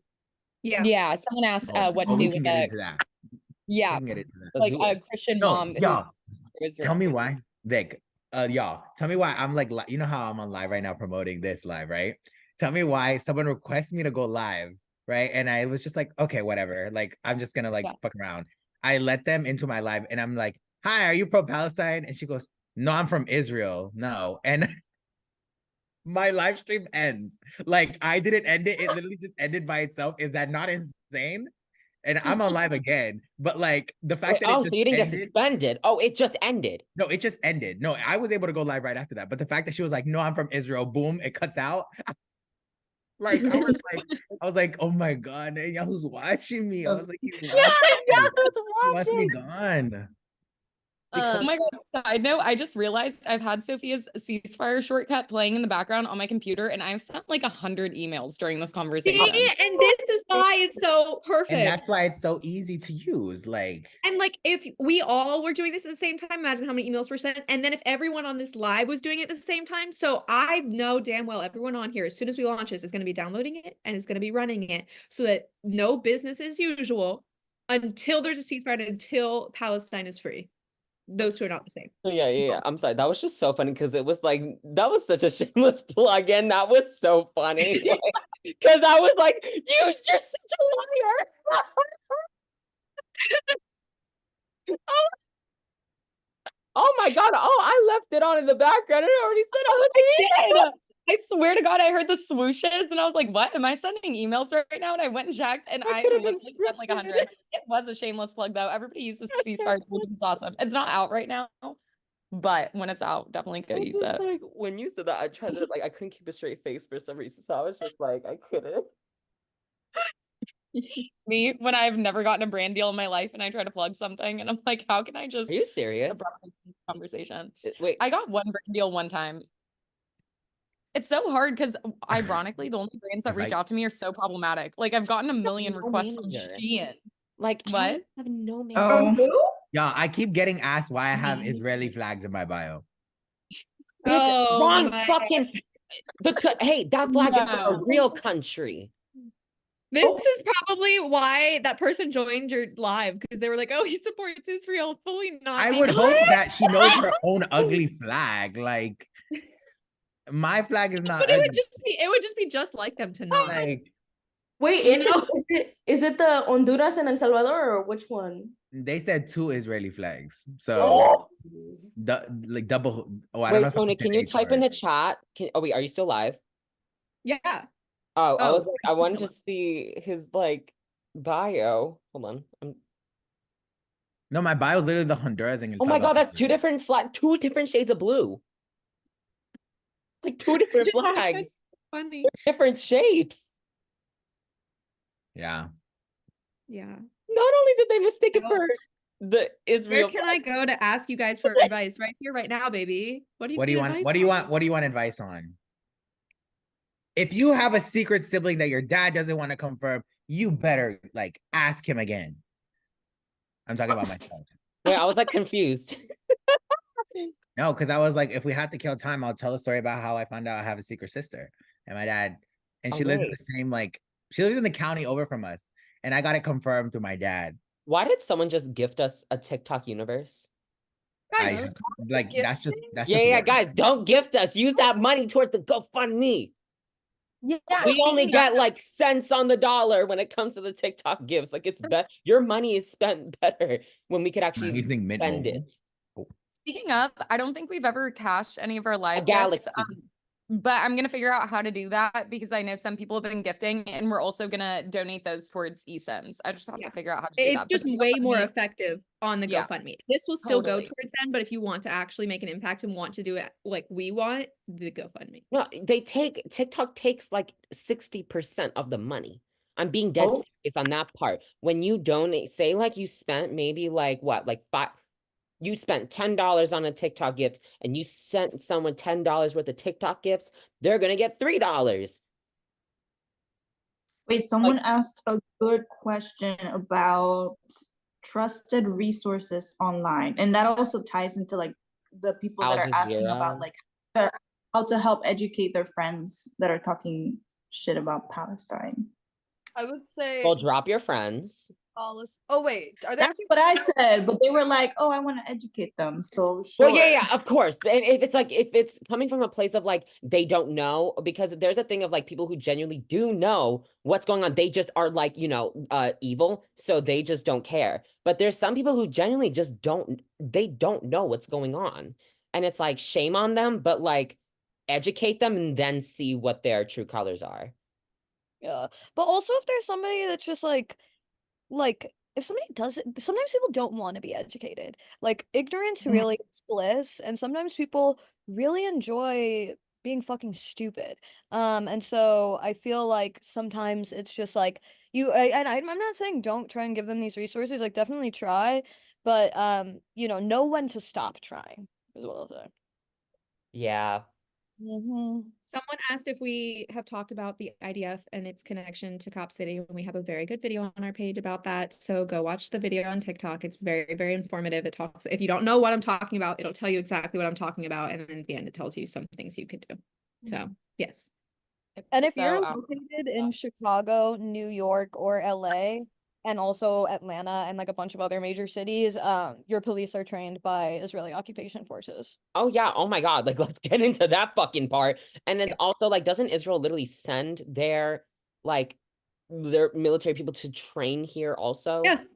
Yes. So I'm just saying, y'all, it's very deep. It's deep rooted. no, it totally is. And also on that note of Cop All City, oppression.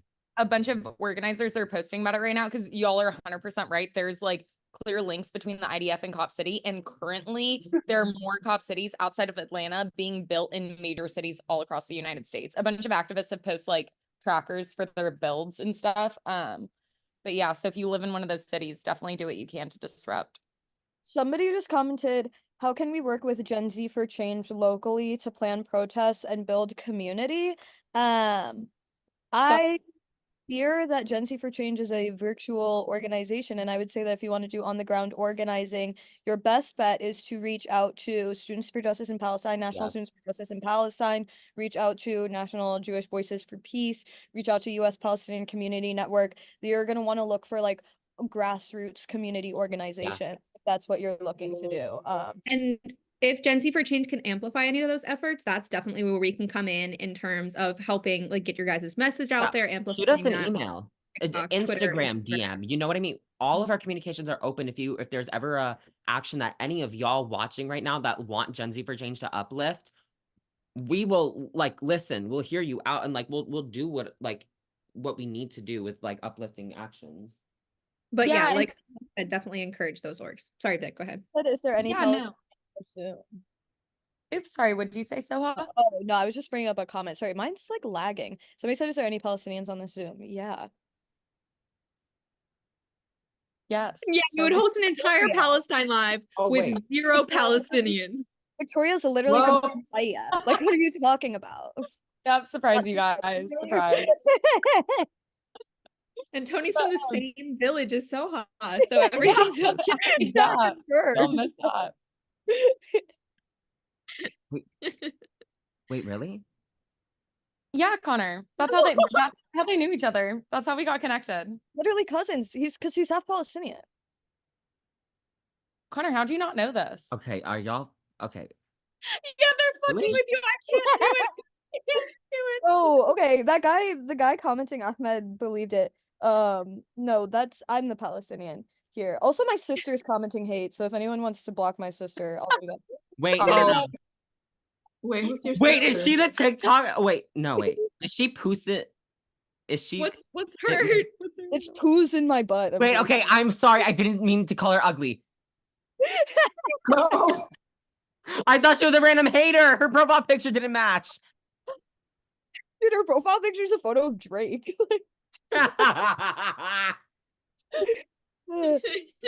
She's not ugly. When I tell you she's not ugly, she's not ugly. I met her. No, a lot of people are asking what Cop City is, if anybody wants to tell a little bit more about Oh, who wants to go? Yeah. Vic, do you So have to hop Cop off City- or do you want to talk about it? Very brief overview. But basically, Cop City is a huge project. Currently, it's happening in Atlanta, but there's also new builds happening in major cities all across the country where they're going to be creating a literal cop city, like a fake city where they're going to further militarize police. It costs a fuck ton of money. Your tax dollars are paying for it. And they're going to be flying in police from all over the country. In Atlanta specifically, they're wiping out a huge portion of a forest in Atlanta that climate scientists refer to It's as called the lungs of the city. Yeah. Yeah, it's called the lungs of the city because without it, the air quality in the city would be so bad from pollution. And they're wiping that forest. It's literally evil, like the most textbook evil thing imaginable. Wiping out a huge portion of that forest to build a city to militarize police all over the country with Mind you, this IDF city- collaboration as well. This city is already riddled with like voter suppression. So Yeah. literally like it's all maneuver, like it's all a scheme. Like it's orchestrated. Like this is scary. Somebody And- commented like police need more training, and now we're mad about the police being trained.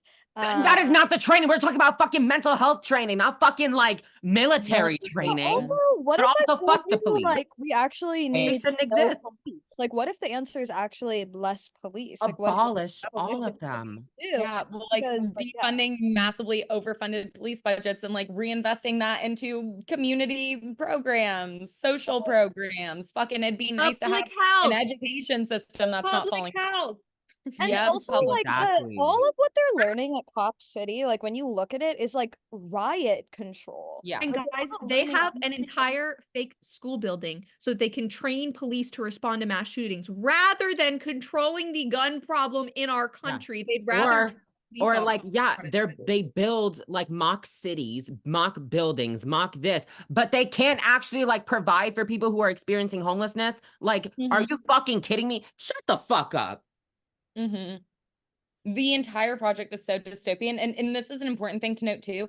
Even in resistance efforts against it, there have been folks doing very peaceful demonstrations. For example, there was a case recently where there was a group of people over here that were dismantling construction equipment that was going to be used to tear down the forest, and then there was an entirely separate group of people over here that was like peacefully protesting. Both groups were peaceful, at least in my opinion, but in order to, they couldn't find the people who were dismantling construction equipment in Atlanta. So they went and arrested a bunch of the people who were protesting over here to like set an example and charge them with domestic terrorism. Like they're cracking down on protesters and anyone in opposition to Cop City so fucking hard. It is truly so dystopian. It's insane. But someone asked like why we were talking about that, not Palestine. It ties together like the US and Israel's like relationship. It's scary. Yeah, IDF is involved in Cop City as well. iOS. And no one, again, like I iOS. feel like we've said this like 10 trillion times on the live, but no one is free until we're all free. Like if Palestine got freed tomorrow, but there's still anybody in prisons in the US, Palestine isn't actually freed, you know? I think that's an important thing to acknowledge. And another important thing to acknowledge is open your wallets and donate to the GoFundMe right now, because I see that Yeah. we're a little stagnant. I see that people stopped sending money. So And it's just a reminder, none of this money goes to Gen Z for Change. This is all going to eSIMs for people in Gaza. Oh yeah. So donate, y'all. Mhm. I'll match the next donation I see. Unless it's like, I mean, please let it be crazy. I'll match it as much as I can. Someone said I sent emails to the businesses that are paying for Cop City. Will it help? Probs not, but still, that's exactly what you need to be doing. That's actually like a fantastic way to do it. So individually, you will not stop it, but the mass amount of emails that everyone is sending can make a difference. So 100%, that's Totally. fantastic. Keep doing that. Totally, You can look up our mission on our website. Yeah. Change. Didn't GoFundMe freeze funds? Not that I'm aware of. I don't think so. I hope not. I saw people Have go a through fucking McDonald's email. drive-throughs. It's crying. LOL. Yeah. I'm glad that I finally understand how GoFundMe works, because I feel like I always see it and I've never understood how it works. Like, I'll be real. Someone asked if we could explain the phrase "the river to the sea, Palestine will be free." Oh, I would love to do that. Yeah. And also, if you go to any of the protests and you hear that, because sometimes we'll chant in Arabic, and it's min al maya lil maya, which means from water to water, which is the river to the sea in Arabic. Basically, it means that from the Jordan River, which is on the west end of Palestine, to the Mediterranean Sea. Wait, no, which is on the east end to the Mediterranean Sea. Wait, never. I don't know directions, but on the side to the right versus the side to the left, over here is the Jordan River, over there is the Mediterranean Sea. So when we say from the river to the sea, we mean all of Palestine belongs to the Palestinians. So that's another one they'll say like min al maya lil maya Palestine Arabiyya, which is Palestine is Arab. But like Palestine belongs to the Palestinian people. So that's what from the river to the sea means, and that's also why if you say from the river to the sea and then you say we need a two-state solution, you're stupid. Because that's not what that means. No.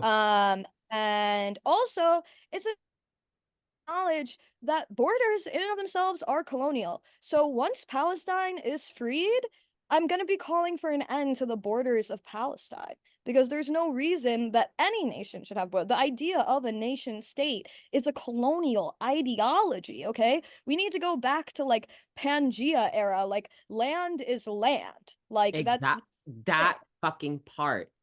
We're all like, that's something that I feel like it's like the whole like we have no it's instead of like, oh, ownership of the land, we need to realize that we are of the fucking land. Like we are just as like equal to animals, to fucking like, and I'm not trying to be like some vegan ass shit right now, like I'm not being like that, but I'm saying that like we are an evolutionary like be like shit like that. Like we're not, what are these laws? It's all human creation. Money not real. So I'm just like, we need to end capitalism.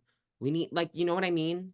Like we have no, humans aren't like this big fucking like on top of everything ass like being that we like pretend we are. Like we need to be back and like do community shit. Like we need to be like a community, like there for each other, because it's like we know the government's not going to have our back. So get involved with community actions so that like when you can't fall back on the government, which it's been proven time and time again that you can't fall back on the government, you can fall back on the people that are around you, your community. Everything is Someone community. asked, why do protesters block the highways? They don't accomplish anything from that, but getting people mad. We talked about this earlier, but to recap, the entire point of disruptive action is to disrupt, and that business as usual cannot continue so long as there's an active genocide going on. If you are able to carry on business as usual and live your day every single day as normal when there is a genocide, there is something wrong. So there absolutely are things accomplished, and these legislators are getting angry emails, angry phone calls. Why is my bridge blocked? Why is my road blocked? it causes them to not be able to continue business as usual, so that they ultimately call for a ceasefire and stop the genocide happening. So by you saying it's pissing people off, cool. That means it's doing exactly what it's supposed to do. That's the entire point of that. So people shouldn't go to work. If you're in a position to not, people are calling for like global strikes on certain days, but also people understand people have to make livelihoods, but there are certain days like global strikes. I know you guys have like seen calls for that from Gaza in order to stop the economy on those days to encourage ceasefires. Yeah, I say just follow you know, the calls from activists and organizing groups that are doing this work, you know. Like obviously, you know, people have bills to pay, you got to go to work a lot of the time, but like BDS is a perfect example of a way you can do something in your everyday life to really disrupt the way that the US interacts with Israel. Also, I want to say people keep commenting, release the hostages. We don't have them. Like, no one in this live has them. So I'm sorry, but like, take that shit elsewhere. Like, I don't know what you want us to do. They're like, I swear, they're not here. They're not here. I swear to God, they are not in my parents' house. I'll tell Inocente. Inocente. so put that up. Also, we need a ceasefire in order. Like that's like been the thing, is that it's a call for ceasefire for hostages and prisoners who are also Because guess what? A hostages. ceasefire would stop it for everyone. Because yeah. It's But crazy. who has Actually, never mind. I'm not. Connor, you go. no, but I was just like, but then Israel's over here, like, you know, declining every single fucking like resolution because they just wanna like finish the ethnic cleansing. Like they want to finish. What are we laughing about? I feel awkward. No, Soha was gonna say something, but she stopped herself. So Oh, Also, I have to go, y'all. I just realized that I'm very late, but I have to go. But thank you so okay. much. Bye. Y'all. Thank you. Thanks, y'all. What can I do with friends that support Israel? drop kick them. Oh, see, I just said drop. No, okay. I'm gonna say something, but we drop it right after I say it. Okay. Someone heard, I think, I don't know who they heard speaking, but they were like, this better not be that girl from Texas. I'm getting sick of her standing Hillary. Okay. That's it. Trust? Nobody No. hears from Texas. It has to end there. We can't. There's Nobody not hears from Texas. Just ignore it. It's fine. yeah. But like, you know, okay, but what if someone in the chat says their name? Then I feel like it's free game. No one's here from Texas. Just But I feel like if someone says their name, then it's free game. what do No, I do with friends that are not don't acknowledge the comment, but if someone comments it, then it'll be funny. So But, anyone who opposes your point of view is automatically wrong and crazy. Yeah, Yes. because if you look at the facts, Yeah. you Like, can't. well, yes. No, okay, like not automatically, but the fact that facts and truth are on our side, now yes, automatically. Sorry about it. Oh my God, some of these comments are wild. Someone said if you wait, no, that one just got deleted. Never mind. Someone gonna answer it. Okay, you can respond to it. Sorry. No, because it's gonna turn into a whole thing. I'm really I'm starting to hit that hour. I'm starting to But yeah, feel we bummed. got 2 more hours, y'all. 2 more less than 2 2 hours. more hours where you have to go donate. Go to the Y'all, link. everyone that's on the Donate. stream, we have been live since 12 p.m. this morning. If you want to check out our YouTube Gen Z for Change, you can find like the stream. You can literally find the stream. You can rewind it if you want to watch the parts. We had so many different people from so many different organizations and like different perspectives. Like it was such a good conversation. All of them. Like I'm so thankful for all of y'all watching right now that have made this like such a like a really smooth like live stream.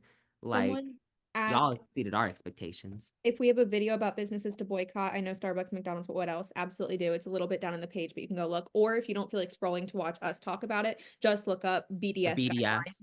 And you'll find, if you go to images, you'll find a graphic that shows you like the ones that you want to encourage to divest, the ones that you want to boycott, the ones that you want to like naturally boycott, those sorts of things. But those are only. Someone just commented what about the people in Israel like once Palestine is freed, and I actually do love Go talking back to about Europe.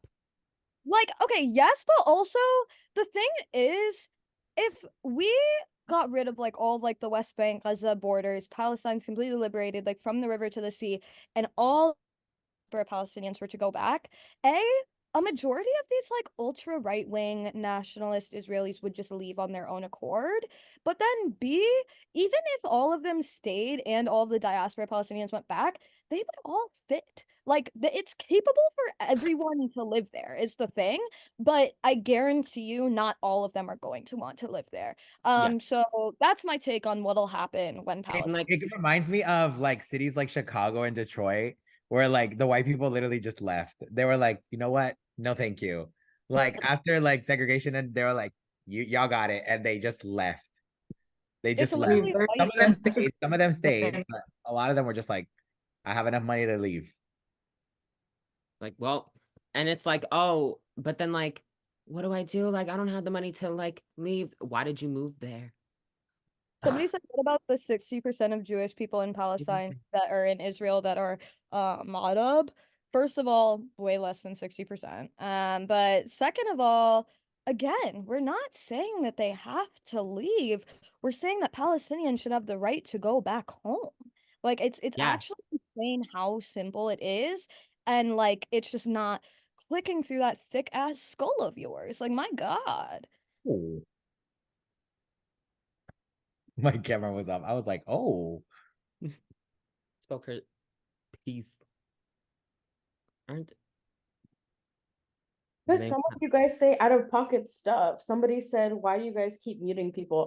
Because you're being disrespectful. Like, because you're Not even disrespectful. Some of y'all are spreading hate speech, and I'm not gonna Exactly. have that on here. Exactly. exactly, like if 2 + 2, you add 2 + 2, what does that equal? Like, let's think about this critically. Like, Does anyone Let's have talk any about- ideas to raise money? Go donate to the link in our bio. I feel like I'm just saying the same thing. Let's talk about Fuente Latina. I think that's a good topic to talk about. I found out there's a whole, hold on, I turned away my live stream viewers.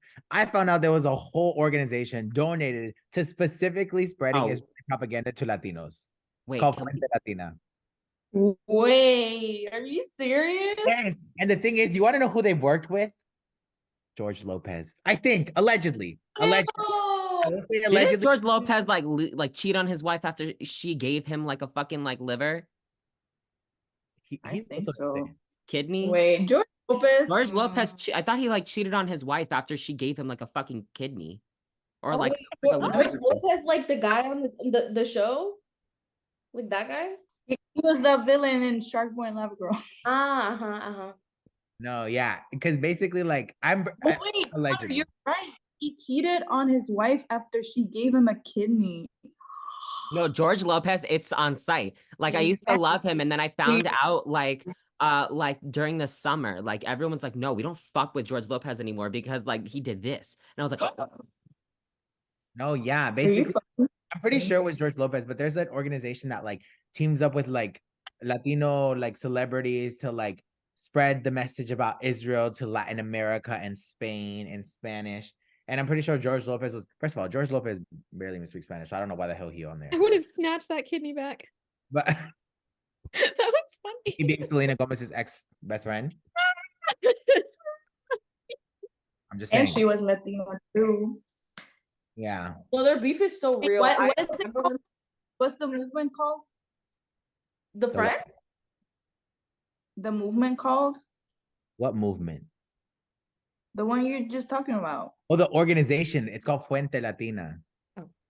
Let me Google it. Basically, like they take Latino influencers on like helicopter rides around Israel. It's like a whole, it's like a whole thing. Okay, Yeah. there are two comments in the chat that are annoying me. Number one, can you please explain Palestine history? You can rewatch the last live and then just go to our page and watch that. We cannot have- explain that. Also, to there's you. like Someone made a 1,000 video. websites. PalQuest.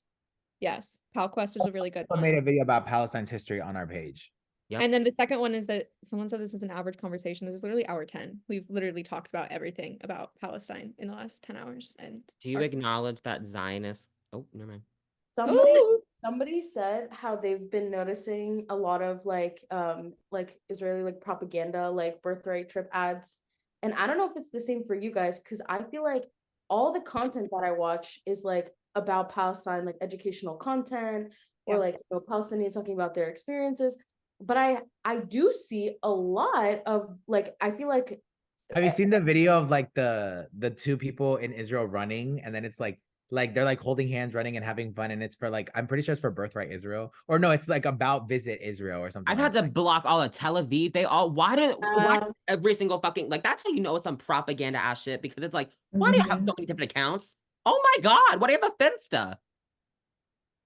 Why does Israel have a Finsta? The birthright ads, yes, those are awful. We talked about birthright So- earlier. like it Insane. was it's First crazy. of all, why the fuck did somebody go? Oh, Anthony.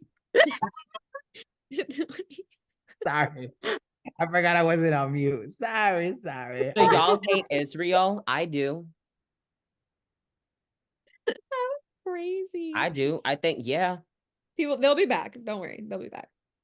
But that was someone said, of course, it's the fairies. And you're straight and lonely. You're probably Yes. in a goddamn relationship. That's the crazy Well, part. yes. Well, yes. Thank Some you. of us are getting it. You're not. These in the chat. Do you guys not like Jewish people? There are Jewish people actively speaking to you right now. So I'm 1% Ashkenazi Jewish. Shut the fuck Oh up. my According to my ancestry, I'm 8%. according to my ancestry DNA, I am 1% Ashkenazi Jewish. and this is why Tony and I are related, like cousins. Exactly. Like, Wait, but I'm related to you too then. Yeah, we're all cousins. Oh my god, cuzzies. That doesn't. No, did I ruin it? I'm That's sorry. the white in you. Anthony Cousins. was that kid. Anthony was that kid that like would always go around being like, yeah, like I'm so and so's cousin, like every other person. Yeah, actually. No, Anyway. we're not Jewish Palestinians. Yeah, Zionism is not, or yeah, like anti-Zionism is not anti-Semitism. Like, True. Don't, and it's the same thing. It's like, don't conflate like Zionists with like Jewish people because they're not one and the same. There are, do you want to know who's the most Zionist like people? It's the white Christians. Like, those are the most Zionistic people. Like, And it's just so funny how like Israel's biggest sugar daddy was the one that literally said, Mhm. you don't have to be Jewish to be a Zionist. I'm a Zionist. And I was like, so you're making our point for us. Thank you so much. what the fuck? Thank you so much.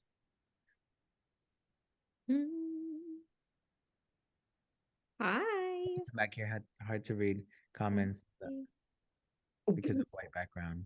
Some of these comments, people try to leave hate comments, and I can't take y'all seriously because it's. I know it's kind of like, silly. They're not even good. When are you No, giving that's the true part. I'm like, if you're gonna leave a hate comment, make them creative. Like, I want to laugh at my suffering. Other people do it, so it seems. Are there there- any Palestine-owned brands that you can support? Yes. Oh my gosh. Oh, where's my headband? Yeah, I was Wait, gonna say, Tony, Sorry. where's your? Oh yeah, Tony. People were asking about your headband earlier. Let them know where you got it. I bought two. I can't put it on right now because I have makeup on, but these keffiyeh headbands are literally the cutest thing I've ever worn in my life. They're like not even $10. They're from West Bank Apparel. I bought that, and then I also have this. Hold on. I also have this. It's like that you wear like this.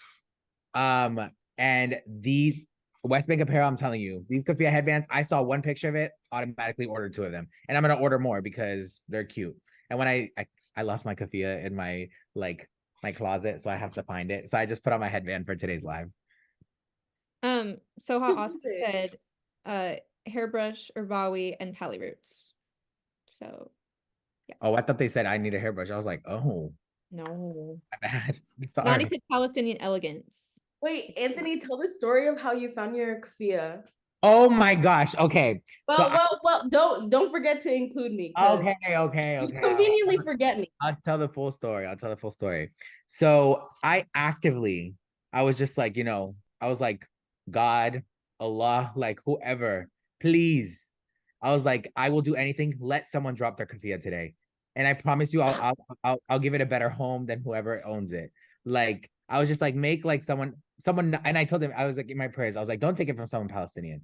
Anyone else though, let them drop it, and I'll promise you, I'll give it a better home. I'll keep it clean. But mind you, I lost it in my closet, but I know it's in there. I was like, please let someone drop it. So nothing happened. And at the end of the protest, we're walking, and then Gabby goes, is that a keffiyeh? Or like Anthony, look. And I see it, and I immediately claim it. We found a keffiyeh. Well, Gabby found a keffiyeh on a bush, and I was like, Allah heard me. I was like, he heard me, he heard me. I was like, thank God. I was like, thank God. I kept it, took it home, washed it. Now it's mine. And I posted about it on my story. And then a Palestinian, they were like, that's like an original one from the West Bank. And I was like, oh, it's like, Whoa. thank you, thank you, thank you. You're And welcome. whoever left it in the bush, I went to go look for it. It's mine now.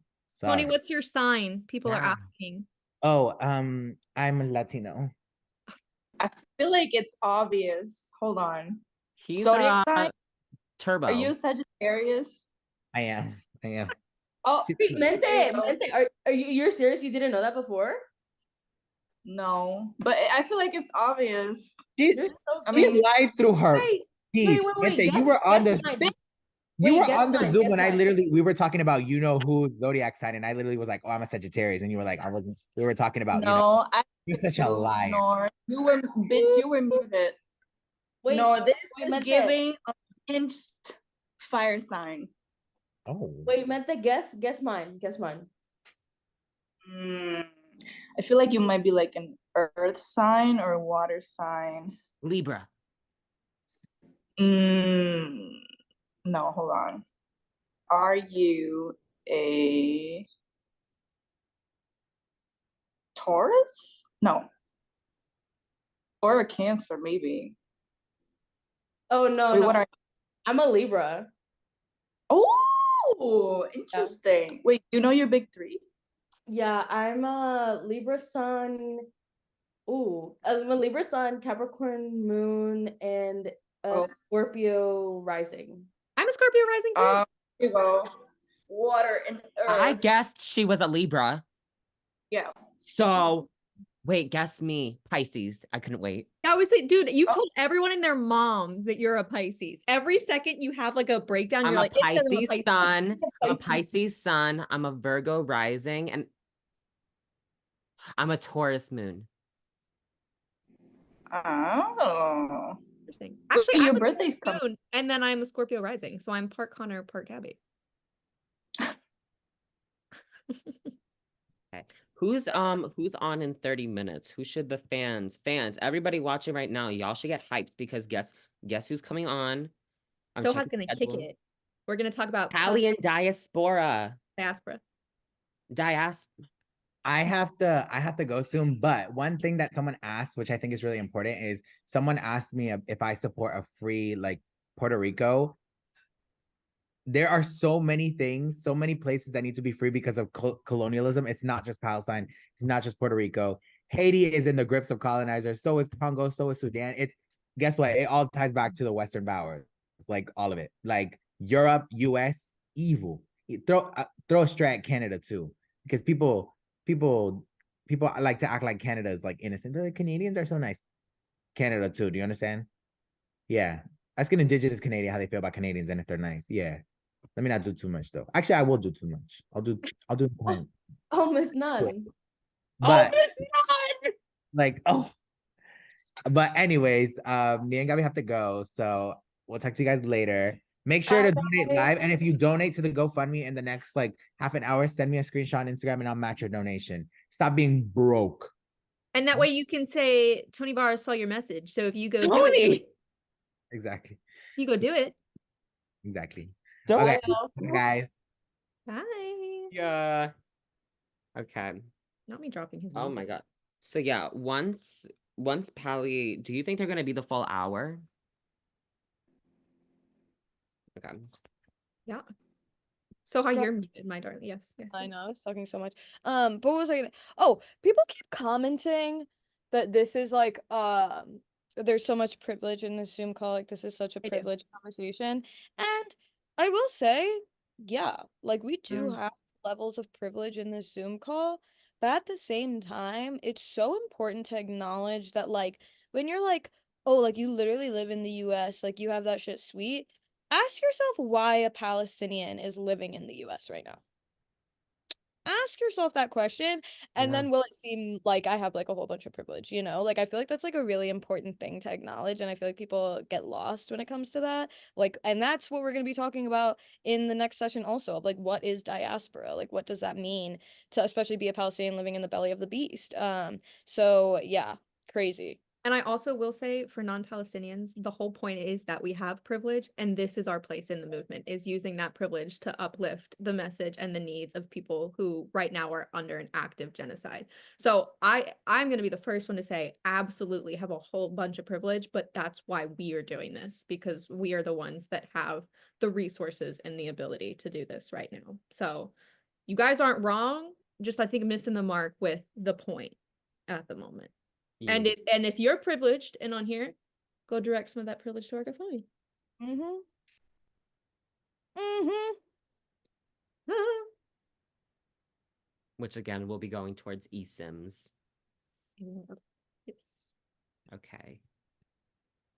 Everyone's just missing Tony. No, right? I'm like, yeah, I'm so I get sorry, it. Mom. You don't love us. It's fine. What are eSIMs? eSIMs are an electronic card that digitally go to people in Gaza so that they can connect with the internet and make phone calls, look things up, read the news, communicate with their family, because otherwise right now they are in a total information and electronic blackout. Yeah. And that is about one of the only things that's actually reaching Gaza, because money's not going in, food's not going in, water's not going in, but eSIMs are. And that's the way that a lot of people have been able to communicate. So that's why we've chosen that. And that's the thing. Israel doesn't allow. That's the one thing. This isn't. That's how you know it's not like, oh, this is a war. When the fact that like one side could literally shut off the water, stop the resources for coming in for an entire like group of people is fucking insane. That is an abuse of power. That is literal occupation. Also, Insane. someone said earlier, like, I love how no one's paying attention. Guys, we're reading your comments actively. If we're looking down, we're looking at ourselves on the screen, like we're paying attention, I promise you. How are you raising education? We've platformed a ton of people all day today talking about all different aspects. We've platformed JVP, NSJP chapters. We learned the Dabka dance. We've like talked about firsthand experiences of people who have lived in Gaza. We've gone through like Palestinian film. We've raised a lot of education. And if you stay on, then like Soha said, we're going to be having a discussion of what it's like for Palestinians living in the diaspora. Yes. And somebody, oh, okay, somebody just said, can someone explain how purchasing Starbucks is supporting Israel? Because back in like October, the Starbucks Workers United, which is the Starbucks union that they've been like trying to union bust for like ages now, made a post saying like free Palestine, supporting the Palestinian people, and Starbucks tried to sue their union over it. So that's actually not only an issue of like Israeli normalcy upholding the status quo of like punishing people for saying free Palestine, but also like union busting. Like labor is like obviously so important, and like ethical labor through unions is so incredibly important. And so yeah, that's basically what they do. You know, we could talk about that one person because that like leads into a whole thing. 'Cause Also they. there is Oh wait. Soha. Sohad. Oh yes. Okay. Wait Is one this second. I'm gonna go to the green room really quick. okay? Yeah, sounds good. The Is And there's that also a whole bunch of actions on our Instagram story. I know people are putting a lot of other GoFundMe's in the chat for like families trying to get out of Gaza and everything. We have one of those that's pinned on our story that's actually someone known to Soha. So absolutely support the ones that are in this chat, but we also have one on our Instagram story. If you go look there, that also has like a ton of information that verifies it and tells you how you can support that too. was the person that just joined with? It's gonna be for the next segment. Yeah. Oh, okay. I'm like, Can you what? talk about how anti-Semitism is on the high for Jewish Americans? I've talked about this before. This is my hot take. Maybe I'm privileged in where I am. I've not experienced that. As a Jewish American, anything that I've been told is anti-Semitic is really just anti-Zionist. And as we've already established, those two are not the same. If you are experiencing higher forms of anti-Semitism, I'm Nessa's sorry here. for that. But I think the higher concern right now is Palestinians. Nessa's here. Nessa's Do here. we? Yeah, bring Nessa on. I'm like, Someone's saying, but buying Starbucks affects Go hop neither into the green Palestine corner. nor Starbucks. Yes, it does affect.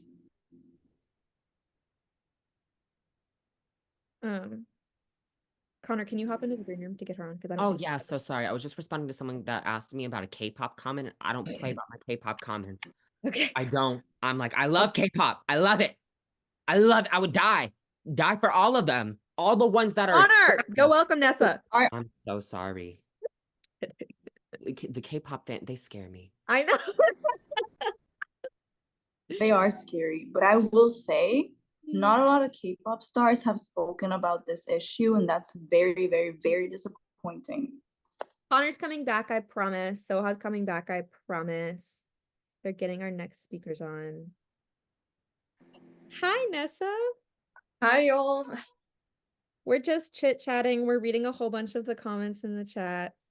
Wait, let me We were mod just you. talking about like McDonald's and Starbucks and why we shouldn't be supporting those companies. Where's Tony? Tony had to leave. Tony has a life. I've seen you on here for a while, Mente. I hopped on earlier whenever Jesus was on, I think as well. But Well, I left and came back. So I needed a break. What are Well, we I'm supposed glad to you do? joined though. I thought you weren't able to come. It's nice no, that you were able yeah, to. I just left the hospital a few hours ago, just got home, so we're back Are now. you good? Yes, I'm good, thankfully. Okay, thank you. So yeah, it's just my partner, he's a cancer patient, so he had chemotherapy treatment, yeah. And we just got done and we're discharged today. So it was like conflicting. We weren't even supposed to be there still today, and it was conflicting with this, but I'm like, I still want to make it, you know. I'm glad I was able to. Y'all don't have that much time left, but I mean, I wanted to hop on even if it was just for a little bit. So Thank you sorry. so much. Literally, like, we're so like delirious at this point. Like, it's been, like the 10.5 hours. So like, please, if we're a little like, what's going on? Like, don't mind us. But yeah, literally, like, our next guest should only be like 5 to 10 minutes. So like, I want you to have like a little segment, 100%. Thank you for hopping on. We have a whole bunch of views. We have I didn't realize we hit over 600,000 likes. Oh, really? We have Oh, about thank you all 100 so viewers. much. Keep And liking once the live. Double tap. yeah. And then once again, go pub. Go look at our GoFundMe. Hello. Oh, okay. Hello. So, we have a new person joining us who is Dima, who is honestly one of the sweetest girls I've ever met. She's so kind and also has a very specific call to action that everybody on this live and on this Zoom call should do immediately when she brings it up. So Dima, take the floor. So, my name is Dima Al-Agha. I'm from Khan Yunis, Gaza, but I live in Illinois. So about 2 weeks ago, or it was, what's today? Today is Saturday. It was 2 weeks ago on Wednesday night, which was 5 a.m. in Gaza. Israeli forces stormed into my family's shelter in Al Mawasi, Khan Yunis, and in Al Mawasi, which is west of Khan Yunis, and they tied up all the women and children. They broke a bunch of things in the house. They tied up everybody, and the men, and they beat my 12-year-old cousin Rayan, bloody in the kitchen, and they took the men and they kidnapped the men. Two of them were my cousins, Burak and Hashim, and another two of the men were my their dad, which is Ahmed, who's my uncle, and their uncle Ma'an, who is also my uncle. They took 4 of them hostage, along with 4 other men from the shelter, and a total of 20 Al-Agha men from the street. They took them hostage, and then they slashed the tires of the car that my family had outside of the shelter so that they wouldn't be able to leave. And they kept the women and children tied up outside of the shelter, and they broke everything inside. They kept them tied up outside, and they were only untied after people were just passing by them on the street, and they found them tied up, and they just untied them and helped them. So we have not heard anything about my 2 cousins and my 2 uncles. My 2 cousins, Burak and Hashim. Burak is 19 years old and Hashim is 21 years old. They're American citizens, and actually, I think it was last November, we filed a lawsuit against against the U.S. government for not helping American citizens get out of Gaza. Burak and Hashim were actually born and raised in Lombard for their early childhood. And so the American government completely abandoned their American citizens that were in Gaza in the first week of the violence, they evacuated all their Israeli American citizens. They flew them out on charter planes and brought them here on cruise ships. And so what we are requesting from the U.S. government is just to help get 2 of their American citizens out, a 19-year-old and a 21-year-old. So about a few days ago, we heard from the Israeli government, who informed the U.S. government, then informed us that they took Barak, Hashim, Amo Ma'an, and Amo Ahmed. They took them into Israeli territory, so they're no longer in Gaza. And also Uncle Amo Ma'an, my uncle, he has a severe mental disability and he needs his medication. And so when he's not on his medication, he acts out a lot and he kind of, he blurts things out. And we're really worried of him not having his medication, one, and also for his own health, and also for, what he might say when he's not on his medication and when he's not mentally like in the right spot, that might aggravate the Israeli soldiers and they might punish him. But I do have a call to action where you guys can help save my family. So I would there's on the Gen Z for Change Instagram, on the story, there's a post from SJPUIC about my family's situation. And the call to action is just to call Dick Durbin, which his number is 202-224-2152, and to call Tammy Duckworth, whose number is 202-224-2854. So I'm just going to repeat the numbers one more time. Dick Durbin's number is 202-224-2152. And Tammy Duckworth's number is 202-224-2854. And the demand is for the immediate release of Barak, Hashim, Ahmed, and Ma'an al-Agha as hostages, and their immediate evacuation from Gaza to be safe from the violence. And there's also a form to fill out that's in the caption of the SJPUIC post. And this is like this forum is like letters sent to Tammy Duckworth, Dick Durbin, that are basically highlighting the case and our demands. And there are 3 categories that a few people have asked me about. So the first one is like respectively should be Middle East, that you guys would selected Middle East, I think civil rights, and then the last one is minority rights / civil rights, something like that. But just something along those lines, just because it kind of correlates. But yeah, I just need you guys to please spread the word, spread the post, call every day, call multiple times a day, sign the letter multiple times, share the letter as widely as you can, and just spread my family's story, just so we can save my cousins and save my uncles. We don't want my aunt and her children to spend this upcoming Ramadan without their uncle, without their dad, and without their 2 oldest brothers. So please help save my family. Of course. Thank you so much for like coming on here. Like I know that it's like really hard to talk about. And yeah, again, like these posts are on the SJPUIC Instagram page. They're also on the Gen Z for Change story, Instagram story. So, and we just pinned the phone numbers on the chat. So make sure you're calling nonstop until they get released. Thank you, son. Of course. Cool. And then yeah, I don't know if anybody in here has any questions for Dima or like anything that they want to chat about. Or chat if any of y'all have any questions. Mhm. Appropriate questions. I'm seeing a lot of questions about money. Money is not the ask. The ask is calling and signing petitions. It's not about money.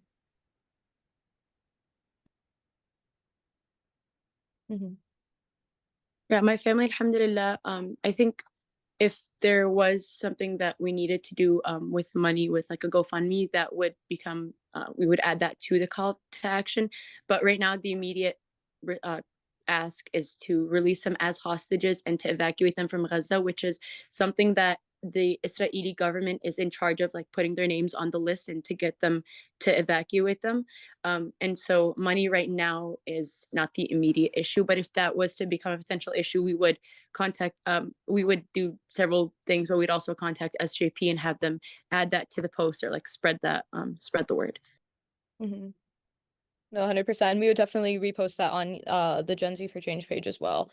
But yeah, again, thank you so much for coming on and like talking about this. And I'm hoping that this results in like a lot more calls to Dick Durbin.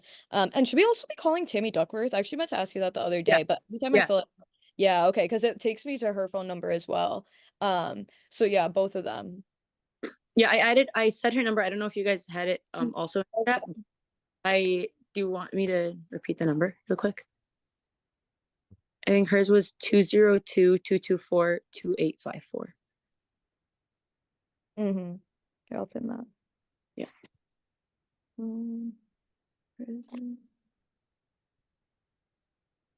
Okay, yeah, and thank you again. Oh, okay.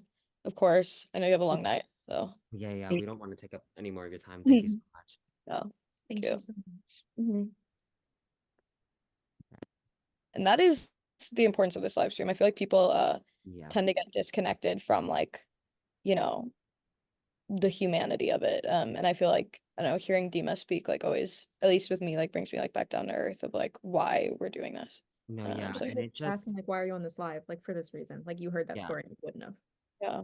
it boils my blood that some of the people in the chat, like some of y'all are so fucking like ugly to the core that you are listening to someone literally fucking like talk about their real experience. Their literal family was fucking kidnapped, basically. Like, what the fuck what is wrong with some of y'all? That like some of y'all were making jokes and like saying some of the shit that you like, y'all are gonna amount to nothing in your life. This will come back to you. This will come back to you. Some of you If are you don't like believe in karma, arguing bitch. about things that don't matter. Like the whole point of this is that we're uplifting your story and you guys are getting Yeah. It's just like some of y'all need fucking like happiness in your life. This is insane that some of y'all just cannot fucking respect. No, truly, this chat is like horrid. It's Like some of horrendous. y'all are amazing, and thank y'all so much. Some of you that are like genuinely like helping like the engagement and just like are happy to be here and happy to learn. And then to the some of y'all who are just like so fucking stupid, like just don't talk. If you don't like what we're saying, go to another live.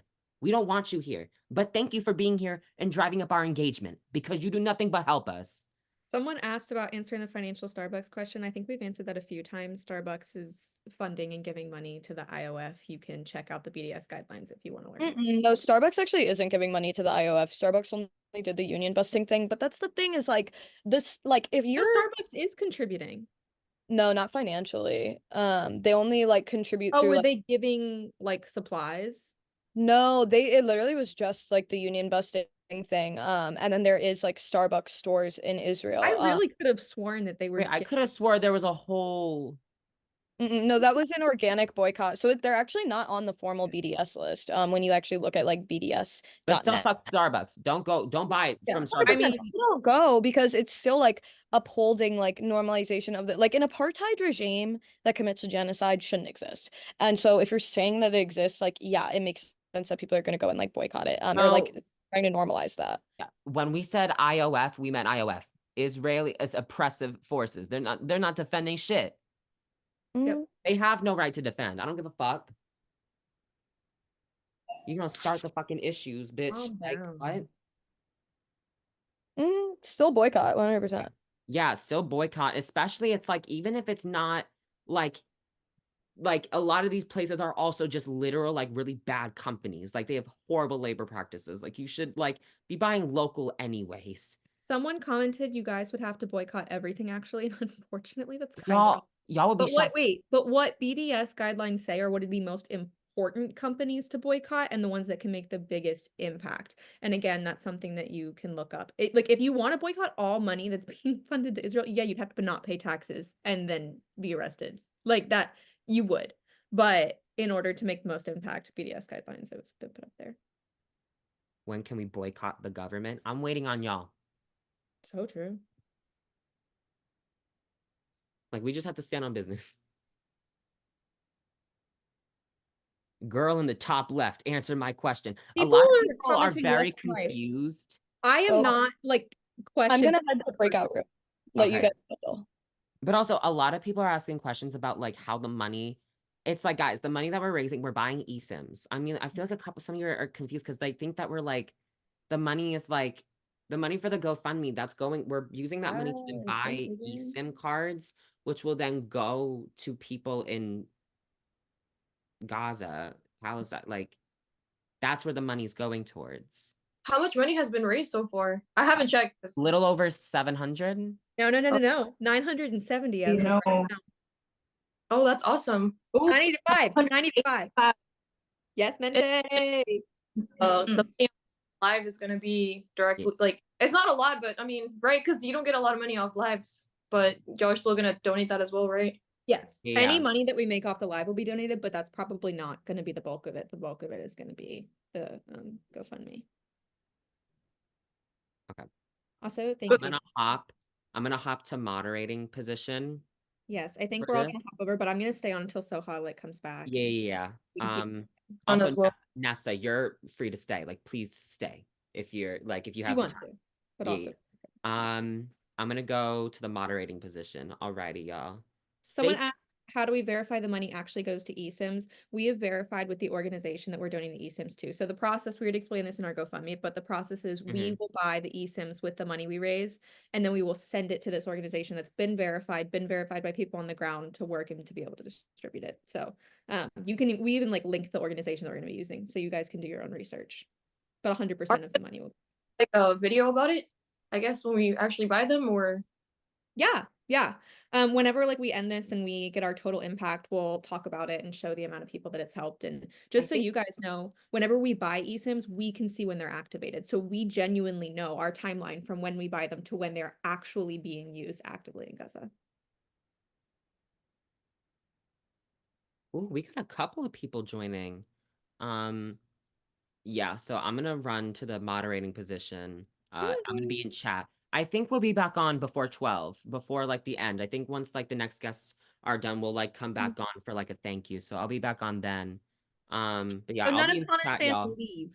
I'll be in chat, y'all. Bye, Connor. Bye. No, I really have to get on top of this. I'm like, shit, what are they doing? You're totally fine. You're totally Alrighty. fine. before I hop on, I saw that I don't know if we're allowed to talk about politicians, but I saw a politician from Texas, Beto O'Rourke. He called for fire, and what else? Oh, and I think he endorsed the uncommitted Michigan, I guess, move. I was shook. I mean, I supported Beto when he ran for governor, but I was just shook because I have always considered him more of a moderate Democrat. I mean, I could be wrong. I don't know, but that was my impression too. Yeah, it's nice to see though that there's, politicians that are calling for a ceasefire. Like as times progress, like more and more have. Yeah. No, and that's what everyone's saying. Like he called for a ceasefire. This is why it's working. Even if he was more moderate, like this is why we want to like the shit out of people. This is why you guys will download our ceasefire tool when we release it. This is why like this money is important, because even politicians that might not have budged in the past or you wouldn't think would budge, with enough public pressure will. So yeah, it's a really good sign. I want to say that Texas surprisingly has had a lot of, at least, politicians call for a ceasefire.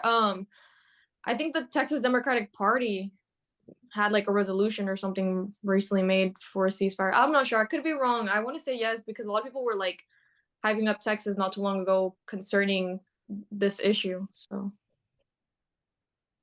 but it's nice to see. I mean, as someone who is from Texas, it generally, gives one hope because you're so used to it being portrayed as like a red state who doesn't care about, individuals or marginalized groups. Someone asked. I will say, when I was like filling out forms, well, not forms, but like sending the emails to like the representatives, I sent one to like the people in Florida, and the answers were so freaking scary. Like it was like paragraphs long, wait, I can't speak anymore. I've been here for like hours, but it was like long paragraphs of them basically like justifying and saying how they pretty much were not allowed to go against Israel. Like, I don't know if it was like by law or something like that. And I was like, this is just dystopian. Like, this is crazy. This is so freaking scary. So it's good. Like, I wouldn't expect Texas, just knowing what I know. I don't know a lot, but I wasn't expecting like Texas to be like having that stance. So that's nice to see. Yeah, it really is. So what were they? Were they the automated like emails that you received back when you talk to a member, when you email a member of Congress? Yeah, I'm pretty sure it was automatic. It was like, oh, due to the attacks on October 7, Senator blah blah blah has been like actively supporting Israel as the US and Israel are allies, blah blah. It was like this like generic paragraphs long. Like when I say paragraphs, I mean like 5 to 7 paragraphs in like very, very tiny font of them basically just like justifying their support of that. And I was like, okay, this is just Yum. it pissed me off. Yeah, and it's kind Yeah, of I was sad. like, this Even like people from both major political parties, you know, not do what's right. I mean, I expected it from one side, you know, but like the other, it was just kind of, I don't know, it just made me open my eyes like a little bit more. I want to say like obviously this has been happening since before October 7th, but I want to say October 7th marked like a moment for me. Like, I guess I realized that there's people who rather prioritize like their career or like their White House invites. And I'm just like, I can't believe, you know, Heavy on the White House invites. Happy on yeah, the White House. it took this for me to realize that some people aren't genuinely about marginalized groups, you know? It's just for when it's convenient for them, they want to say they're a part of a marginalized group. Oh, Mhm. that's what you Yeah, a lot of you know, a lot of progressive Latinos going or actively supporting this or being so silent or being neutral. It's actually really embarrassing. I've had to unfollow a lot of people just Yeah, because it's not. I feel like there's always room to educate yourself, you know, like you can correct yourself in the future. It's not embarrassing, you know, but a lot of them they think they're correct with the way that they are, I guess, acting in the political world right now. It's really sad. I mean, you just people don't realize there's just so many like connections, like it's all like interconnected. I know y'all talked about this earlier whenever y'all were there was a few more Latino creators, but a lot of people will say like, oh, no more walls or whatever, you know, because that's something that we've like heard as Latinos that they want to build more walls, but they don't realize like because some Latinos will say, oh, I support Israel because, you know, like in the Bible this and this, but filter that like how can you be like pro like immigrant and against the wall when the exact people who are doing this to Palestinians are doing this to your people as well. Like Elbit Systems, I'm not sure if you've ever heard of Elbit Systems, but yeah, I think y'all might have touched base on this earlier. They're like a weapons manufacturer company and surveillance technology company, and the surveillance like cameras that they use against Palestinians to like basically, you know, stalk them are the same ones that they've put at the border, like in Arizona, and the U.S. has given them like millions of dollars, like in many different administrations. Like it's not just been Republicans, like even I think under Obama, maybe even under Biden, they've given money to this Elbit Systems company, and it's from Israel. And it's just crazy how it's like interconnected that they're using these surveillance technology companies to, I guess, harass Palestinians, but also harass migrants at the border. And if you are supposedly pro migrants, pro immigration, I feel like it doesn't make sense for you not to be pro, you know, Palestinian, pro, you know, their liberation as well. Heavy on that. Yeah, I'm pretty sure that same company, like the surveillance, I'm pretty sure they've been sent to Latin America too. I cannot remember the countries, but it's like it's all linked. If you Yeah, guys don't actually research, that's on you. it's crazy because those like surveillance technologies that they've used, you know, at the borders that Israel's created, they've been able to like, you know, stalk Palestinians and like ultimately, you know, get them, you know, like unalived.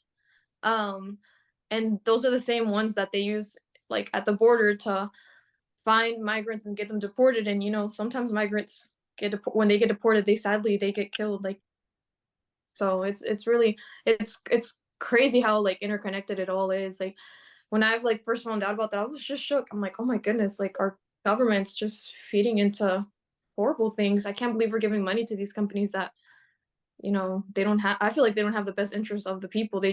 They're greedy. Yeah, I will say if anybody wants to like get involved in like that, what is it called? Is it LB LBA? Elbit. Elbit. I'm pretty sure that the BDS Boston movement is like specifically targeting that company to like, I think it's like kick them out or something. And like I think their headquarters are in Boston or something like that. I would have to look into that. But if you guys look into the BDS Boston Instagram, they have like a lot of information on that. Oh yeah.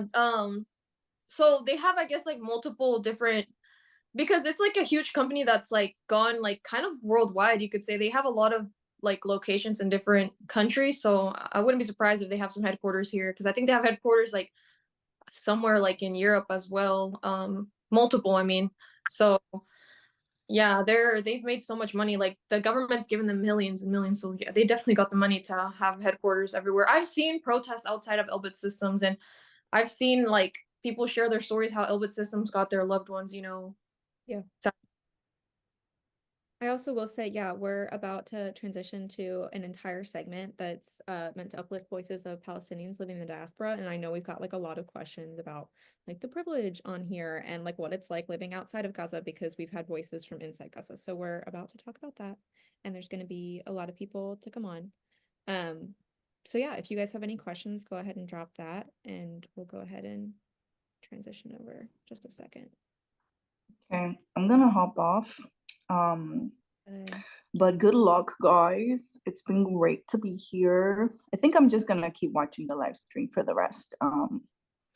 Yeah, Go to bed. thank you. Go to bed. Sorry. I'm so sorry. Those girls are so freaking. I just wanted to welcome you back at least so that we could get started with the transition. Yeah. Okay, yeah. So this is Palestinians in diaspora. These are my SJP girlies that are coming on, and we are just going to talk about what it's like being Palestinian in diaspora. Nessa, I don't know if you're gonna add to that transition at all. Oh no, go ahead. I'm sorry. I'm still muted, but no worries. Okay, I'm gonna move everybody over now. Okay. Oh, I'm on the main room. I keep forgetting. Okay. Okay. They should be in here. Where are they? Oh, there she is. Okay. Hey, queen. Hello. Wait, okay. Let me plug in my phone. Hey. Hey. Hi. Yeah. Okay, so we're gonna be talking about what it's like to be a Palestinian in diaspora, which is like very weird thing to do, and to be. So if everybody wants to introduce themselves, my host. Okay, I could go first. Wait, what, like, how much information can I give? Like what, like just my name and stuff, or like whatever? Yeah, whatever you want to say. Okay, my name is Abla. I don't know, like I don't think I want to say all that on here. But yeah, my name is Abla. I'm Palestinian and yeah. I can go next. Hi guys, I'm Janine. Betty on TikTok. I am from Hebron in Palestine, and I am an organizer. I'm a Palestinian organizer.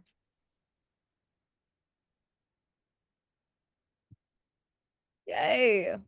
Okay, wait, I could go next. You guys can hear me, right? Okay. Hi guys, I'm also Janine. I am a second generation Palestinian American Christian. So that means that my dad was born and raised in America, and so was my mom. My mom was born and raised in San Francisco, and my dad was born and raised in Chicago.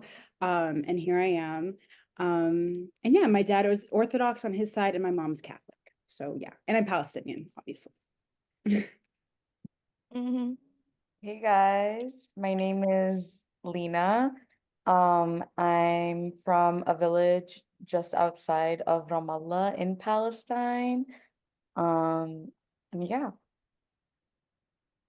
Man. And I'm Soha, and you've been watching me for 12 hours now. So yeah, I'm trying to think of where we should get started. I mean, we got We got a question saying, because also keep in mind, these people baseline understanding, like baseline. Somebody said, wait, this is all about land, right? How would you respond to that? I feel like land is like definitely an issue, but like it's like can't like let's talk about like why the land was stolen, like what are the ideologies behind the land being stolen.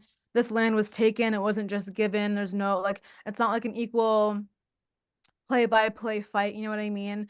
So I mean like yeah, land is a factor, but like it's also like an issue of like colonialism and Zionism and imperialism and like all of these isms. I mean it's a very like deep rooted like political and historical situation. That's what I would say. I think you summed that up very well, Thank Janine. you. Thank you. I would also say it's like also a matter of like privatization of land too. Mm. I feel like I'm taking a class right now and it's like an environmental history class and essentially we're talking about like right now we're talking about kind of like the rise of like capitalism in like Western Europe and how that affected like the Middle Eastern Swana region or whatever you want to call it. And essentially Zionists were able to these like early Zionist organizations were able to like purchase lands because like privatization of land like emerged within like the 1700s or stuff. But yeah, I guess just a little. Yeah. Yes, and Janine's a history major, so she knows. Wait, you're a history minor, right? Me? Yeah. No, Janine Z. Oh. Janine. Not Oh, graduated. no, I'm studying to become a history teacher. So I'm like education and history. So yeah. There, basically there. But yeah, honestly, I feel like there's also kind of like a transition into the topic that we're talking about, but like being a Palestinian in diaspora, it is so freakish, like to sort of like experience nobody knowing, but specifically Palestinian in like the imperial core, like in the belly of the beast here in the US. Like it's so weird. And even just like today on this TikTok live, like seeing the comments is like so incredibly weird of like people that like genuinely like have no understanding of like Palestinian history and like what led us to the moment we're in now. And so like what like like what did your like education on Palestinian history look like growing up? And then B, like how like sort of because all of us are like organizers, how did you sort of like start within organizing? I can answer that. So to answer the first part of the question, like what did my education look like in terms of being Palestinian? I feel like um I never learned, like I obviously never learned about Palestine or what like what like happened in Palestine or anything like that. Honestly, the only time like Arab were mentioned period in my classes was like when we talked about 9/11 or like the war in like the any war in the Middle East, to be honest. Yeah, so it never like, nothing really substantial to like my identity as a Palestinian besides painting us out as like terrorists and whatnot. Um, and I'm not gonna lie, like I don't think it had like a huge impact on me. It was just like I grew up like aware that I'm in like the I guess the source of all of these, like the country that is the source of all of these problems or like a huge source of these problems. So I never expected anything more than that. But it wasn't until I started getting to like when I was in high school and then I started like um I just expected more out of my teachers because like, they obviously like majority of the people at my school were Palestinian. And they I feel like they like the curriculum should have reflected that or somehow like the faculty, not even the faculty reflected that majority of my teachers were white and stuff. So that's when I kind of started noticing like these I guess like differences. And so yeah, that's when I started to like really care. And And then when I got to college, I noticed that even more, that like the curriculum is just very Eurocentric. And when I'm also like going into teaching of history. I want to be a history teacher as well. And part of the reason I do want to be a history teacher is because of like how how Eurocentric of an education that I received. Like we literally don't learn about anything substantial. Like we learn about the same stuff all the time, and it's very like nationalistic and Mm-hmm. very whitewashed, very propagandaized, like you know what I mean? So when I realized that, because of like conversations that I had with like friends, family, stuff like that, I realized I wanted to be like a history teacher to sort of like combat that in whatever way I can. And yeah, that kind of like sparked my interest for activism as well, because I think like education, like public opinion is formed on college campuses or like on in educational like spheres. And I think that's the starting point. So having these conversations in the classroom with students is crucial to like dismantling this like this narrative, these like Eurocentric narratives and you know, curriculum and stuff like that. So yeah, that's Mm-hmm. kind of where my like interest in activism comes, because it's like I want to I think that like education is inherently political and inherently like a social issue, not just in terms of like history being like Eurocentric, but just like all aspects, like even standardized testing being like classist and like things like that. So yeah, I think it's just inherently something that I was interested in when I was little. And then when I got to college, I got involved, and like that just like furthered everything. So yeah. Can I just say that like the comments are so funny? I'm reading them right now, genuinely. Like debate lords love this. They love this. No, literally. And that's like what I mean of like it's so weird to like grow up like hearing stories from like our parents and our family of like these like atrocities and then talking about it on a live stream and having some random loser just be Some like, random well, dude be like, put me on live. I have a counter argument. Like you have a counter argument to my suffering, and the pain of my people and the death of my people. That's crazy. Yeah, this is kind of crazy. But It's also like I feel like it's very desperate. Like, why are you on here? Like, don't you, if you are like this mad, just step away and like breathe. Like, why are you so obsessed? and I also think it's so crazy because it's like online, these Zionists talk like the craziest stuff, but how come like you Wait, guys never actually like do shit? Like you're in the Janine, that one girl. who? Okay, so me and Abla were in a class together. And we're talking about like it's a like environmental like history class, and we're talking about Palestine, and we're talking about like what it means to be like indigenous to a land. And then there's this girl in our class who is not pro-Palestine, and she brought up like the Soviet Union as we're like talking about Palestine, and we were like, what? Like And there's also this like other girl in our class who's also like Zionist, and she's just like she's chronically online like posting Israeli propaganda, fighting with people on like the school, like the our class Snapchat story. Like only weirdos are on there, and this girl's spamming it with like Israeli propaganda, but then she comes to class and literally doesn't say a word about anything. Like we talk about Palestine all the time in that class, and she's literally zip, like silent. yeah. The No, and kids like not from it. only is she silent, she's sleeping. And this class is Oh like yeah, she's literally 10 sleeping. people, 10 people, and she's sleeping. And we're like, what? It's just I that told you. Professor's Like, so go smart ahead. too.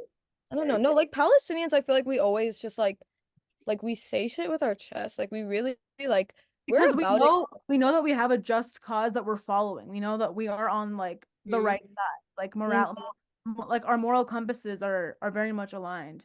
But these Yeah, people don't have moral compasses. Like yeah. No, and I said it before. Like I'm not gonna deal with you guys. Allah is gonna deal with you guys when you go to Jahannam. Going to hell.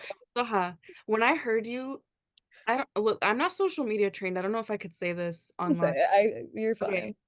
When I heard you tell the cop that he was going to hell, that became my motto, and I really tell it to everyone now. Like, Yeah. you're going to That hell was if you so support funny. it. Okay, for people watching the live that don't know, we spoke about this a little bit earlier when NSJP was on, but our university brought Jill Biden with Halle Berry, which is like the weirdest The thing. weirdest Like, combo. it just made no sense. And so obviously SJP was like, okay, we're gonna have a protest, and we did it with like CJP, which is the Coalition for Justice in or the Chicago Coalition for Justice in Palestine. And these cops were like trying to have a key while we were out there, like literally being like, that woman inside is like a genocide supporter, and they were just like keying and like having fun, chatting with their friends or whatever. So I told them that they were gonna burn in hell. I've told many people on this live already. So, And that's on period. I also just like to address like there are comments that are saying that like talking about Palestine is not going to do anything. I feel that's such a misconception because I mean all we've been doing since October 7th is talking about Palestine, and like look where Palestine is on the international agenda. It's number one. The global actions for Palestine have skyrocketed 1,000%. Everyone knows about has heard about Palestine, whether they have the right opinion or not. It's up to them and their education, like what they choose to educate themselves on. But it's like we have genuinely like talked about Palestine so much to the point where it's mainstream media and news now, and we're not going to stop until we see some actual like material tangible change. So yeah, a 12-hour live stream talking about Palestine is very, very helpful. I think so. I would So also like to add that like we're in this case, like we're not like we're talking about Palestine, but we're not just talking about Palestine. We're talking about Palestine in the context of like imperialism and colonization, which yeah. so many countries all over the world are affected by it. And when you understand like US and Israeli foreign policy, understanding how Israel's like influence in other countries have deteriorated those countries is so vital and so important, and it's important for our cause. So that I would like to add that. Yeah. I also want to say that it's like not your place to tell us how to like be active in our cause. Like we know what's best for ourselves. We don't need like a white man or like a Zionist telling us like what we're doing isn't working or what we're doing isn't effective. We know it's like we've been doing it for years, and like clearly public opinion is changing. Like we know what we're doing. Thank you very much. So I think Yeah. it's just like stupid. Like just stay in your place. Also, I think there's this whole we had like a little like booth, and there was this guy. So how you were there too. There was this guy who came up to our booth and was basically like, okay, you guys aren't politicians, so like this is not gonna work. Give up. And it was just like I don't crazy. want to be a politician, babe. Yeah, I don't want to Yeah, like I what? don't wanna be a politician. Like, I'm what? not wait, what did you say? I said I don't want to be a politician. I was like, Oh, that's okay. my worst nightmare. Okay. And just like this idea that like since like the politicians are not on our side or like XYZ, whatever, then like we just shouldn't do anything because like nothing is gonna change, nothing's gonna happen. Um, I don't know. That's like bullshit, and like stand for something. Like have a back. no, literally. Like sit here and do nothing with your life because Joe Biden, like Right? And like like what? politicians weren't in favor of like the abolition of slavery. Like if you're Yeah. gonna base your morality on whatever the president's saying, that's crazy. Like you're so lost and wrong. And also to the people saying, what are we doing right now on this live to help people of Gaza? We've said this 10 trillion times now, but there's a GoFundMe link in the bio where we're raising money for eSIMs. We also did the call to action for the Alaga family, which is also on the Gen Z for Change Instagram page, to get their cousins released. There's a lot of direct action that we're doing within this action, and we're fucking educating you dummies. Like that's a huge, an enormous task. Yeah. So We've literally been educating all week. I'm so tired. This week But is I- the education. Wait, follow SGPUIC on Instagram, and also if y'all can tag Hassan Piker in the chat. Oh yeah, everybody tag Hassan Piker right now because I have to be on his live stream. he loves Palestine so much, and yet when we were He hasn't had a Palestinian. He has not had one Palestinian on his live stream. Put me on your live stream, please, right now. And Please. it's crazy because we've also reached out to him directly, so maybe he just hates women. Oh, Hey, maybe. Who said that? I didn't say that. I want to be on his stream. I feel like saying stuff like that will get his attention. So yeah, Okay, Piker. maybe. Girl, it's crazy because last time I said that, I literally like I posted a video being like Hassan Piker hates women. And then I think she got mad. dude, Make I it woke up quiet. with hundreds of death threats. It was actually insane. People were coming for my neck. So, but you know what? I'm better, I'm stronger, I'm older. So Hassan, bring it on. Bring your little Wait, guys, it's Hassan Piker, not Hassan Parker. I think it's TikTok is Hassan D Piker. Anyway, just please. I have to be on his live stream. Anyway, also I saw a question on here that was said, how did you educate yourself to like be where you are right now? I would like to answer that question. I feel like it's a good question to answer. I feel like we grow up, even though we're Palestinian, if there isn't like a true initiative for you to grow up like having an uncolonized mind, then it really is like you have to take it upon yourself to decolonize your mind. And that didn't really happen to me until I like I'm not gonna lie. Okay, yeah, until like I like took that upon myself to like learn more about what's happening. And like I'm thankful that I was around like a Palestinian community that like taught me what was happening as well. But like it really isn't until you see like the effects firsthand, in the like the causes of Israeli occupation firsthand, that you like actually are like, this is genuinely mind-boggling and this is happening in the world. And there is so much evidence, there's so much like there's just like there's really no way that you can say that Israel is not like a terrorist state. But somehow that's not like the mainstream narrative. So I think definitely just like like watching documentaries, like like having good influences in your life that really like teach you about these sorts of things is really good. And I'm not gonna lie, like I feel like going more into like leftism politics like really helped a lot with like learning about Palestine and how that's like an intertwined struggle between a lot of other issues. And honestly, like I'm Palestinian, I go to Palestine a lot. Going to Palestine and seeing firsthand the damage that Israel causes to my family and to me as a Palestinian citizen is really, really insane. And I don't know, I think that it really hit me this summer when I went and I like was there during the Turmasaya attacks whenever a village was burned by surrounding settlements, and my uncles were like 2 minutes away from the attacks, and I had to worry about my uncles being attacked by crazy far right settlers and being burned by them. That were military backed, like literally the attack was facilitated by IDF soldiers. Exactly, like 100%. And like being in Palestine during the raid on Jenin and like hearing the Israeli planes over your head and not knowing if they're gonna like stop right where you are, you know what I mean? And just like seeing like having the road closures, the high military presence in your face, having your car stopped and checked just for no reason, getting arrested at a checkpoint because you want to go to Jerusalem and you can't because you don't have an Israeli ID. And it's just like it's really, really, I honestly think for people who like obviously like can't go to Palestine, or like I don't know, there's a whole thing about like religious tourism and such. But I feel like there's a lot of good media out there that teaches you about these sorts of things. Um, Five Broken Cameras, 3 Meters is a good one. Books like Ilan Pape is a really good historian. Rashidi Khalidi. Um, yeah, just learn, you know. We have sources for you to learn. And in my TikTok bio, the book Our Roots Are Still Alive. I have the PDF of the full book. So also you guys have been commenting that on the live for so long. At what point are you gonna open up Google? Like it's actually crazy. Like we're giving you books and like movies to read, to watch. Like it's really easy.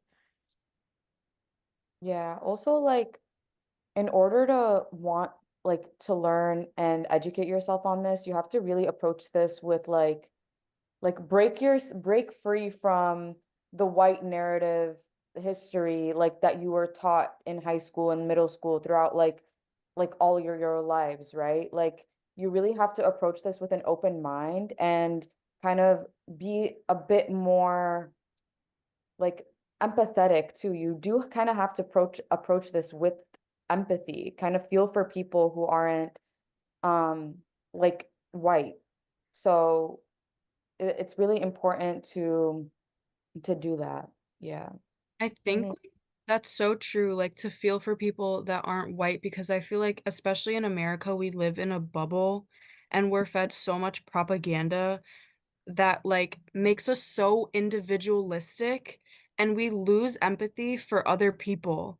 And so like it's so important to literally like just remove that lens and understand that you are living in a world that profits off that, like that revolves around greed, exploitation, just like domination, like all of these things. And that is the root cause, along with white supremacy, that is the root cause of a lot of the problems in the world. And that's why when we say like our struggles are interconnected, it's because all of these issues are stacked against us intentionally, and they're stacked up in different ways. Like, not stacked up in different ways, but they manifest in different ways throughout the world, but ultimately we're all a victim of it. Even if you're like white, you could be white and like not super rich or something, you're still, you know what I mean? Like the system works against you. And so when you realize it like that like we're all kind of facing a common enemy, which is like white supremacy, racism, greed, like exploitation, all of that stuff, it kind of like shifts your perspective. Yeah, and I guess for us, because we like grew up like on the other end of that, like the receiving end of that, we kind of like digested it quicker. But like, yeah, I guess if you wanna, in terms of like learning about Palestine and stuff like that, you just have to remove that lens and like look at it in a different perspective of like there is a common enemy that we all share. And Yeah. yeah. Also, I think, sorry, go Lena. You go ahead, go ahead. Okay, I think also learning about Palestinian history is also about learning about the culture. Because I feel like the reason why a lot of people get stuck like in like these like racist ideas and like they're stuck in this racist mindset is because they're looking at everything through Western culture and through this Western like perspective. So I'm begging y'all, take a social anthropology class, basic level anthropology. It will open your eyes and make you understand that like there's different cultures in the world and there's different ways of like accepting different things, and that's completely fine. Just kind of going off what Abla was saying. And also if you don't necessarily enjoy like reading like nonfiction books about like Palestine, if they're too like academically challenging for you, documentaries are really good. But also there's a lot of like fiction Palestinian books out there that like you could learn a lot from. And even though they're like fiction, they're based off of like true historical events. And that's personally a lot of like the Palestinian books I read. And like Mornings in Janine is a really good one. Against the Loveless World is a really good one. Stories from Back Home is a really good one by Susan, I don't know, something. And then The Blue Between like the Sky and the Water is also a really good one. So yeah. Wait, Also, wait, sorry. someone asked in the chat if we think that two-state solution is like actually like what we believe in. Somebody just, yeah, I saw that. Me personally, no. And I've also literally said that like a bunch of times in this live, but also like I think people think, and I said this like an hour ago, like people think that like one state solution means just like kick everybody that's there out. But like when I tell you that like Palestinians in diaspora can come back and like fit there, but I can also guarantee you that like the same white flight that we saw when like schools were getting integrated in the US of people like running to create like all white towns, like that would more than likely will happen when Palestine is freed. But I also am sure that like a portion of Israelis would stay, and we can live the way we did before colonialism. So that's my take on that. I don't know what you ladies think. Also, like, I just want to like say that like Palestinian Jews existed before Mhm. 1948, like before the creation of the state of Israel. And I think that's really important. It's not talked about enough.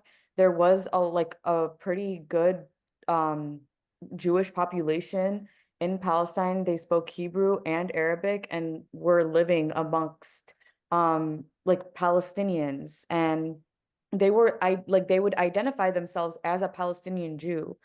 And also like a two-state solution would kind of like remove or like the people who were like exiled in 1948 from all these villages from Haifa, Yafa, Akka would not get the justice that they deserve, right? Like these people were kicked out of their homes, they were massacred, they were killed, and they also have a right to return to their homes in that land. So I just want to say that.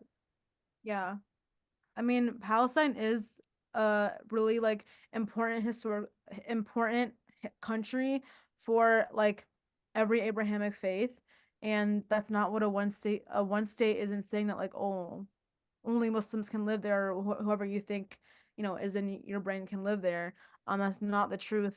Um, we can all live together in peace and in harmony, if there just wasn't like a deathly occupying force over our heads 24/7 that was causing us to have miserable existences. So and a one state with like a fair government um would do that. Yeah. Mhm.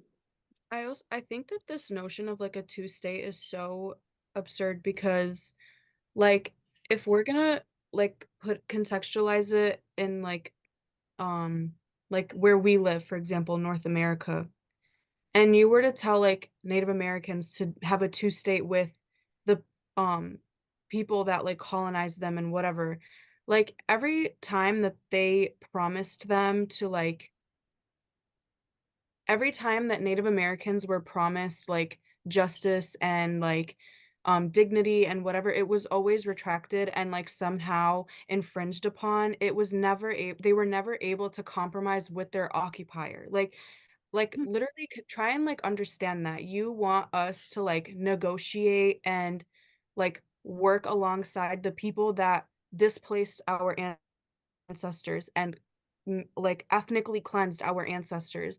I just don't see how that makes sense. Like you can never negotiate with that. Like it's either like we want it all back or nothing else. It's that simple. That's how I see it. Also, like there have been like negotiation and peace talks in the past, and Israel has broken all the promises that they made and still occupies the West Bank and the checkpoints and everything when those weren't supposed to be instilled on them, like after the Oslo Accords, right? So, like, negotiations and peace talks with our occupier haven't benefited the Palestinian people in the past. So why would it benefit the Palestinian people in the future if they want to annihilate everyone? Yeah. So it makes no sense. No, yeah, and we really I talked about that earlier. Or sorry, Jenny, you go. I was just gonna say like you guys wanted to sit so badly, then like stop taking our land, stop building settlements, stop, give us back some of our Yeah, land. You know what I'm you saying? Like guys it's don't want a two-state it's solution so either. crazy. And then also like I also just think it goes back to this idea of like ethno states are never good, and also like countries like shouldn't really exist anyway. Like borders shouldn't exist. And I know that's gonna make even a lot of like maybe Palestinians mad. But maybe that's too deep into That's too radical. maybe we shouldn't get into that yet. Tone down the Oh, I already leftism. spoke about that earlier. I Tone literally down the already leftism. talked about that earlier, so we Okay. can 100% talk about that. And also to the about it. person promoting Kanye's new album in the chat, please stop. Please. Oh, That's So, crazy. wait, guys, I literally deleted TikTok and I'm just so like, oh, I wish I Well, could. it's what's really going on with interesting to that. read these comments. that's what I I'm saying. stopped It's reading so like them. dystopian and weird to like be, especially like as we're talking about like, oh, we should have a one-state solution and that would look like XYZ. And having somebody as we're saying that comment, wait, but what's the Kanye's solution? album.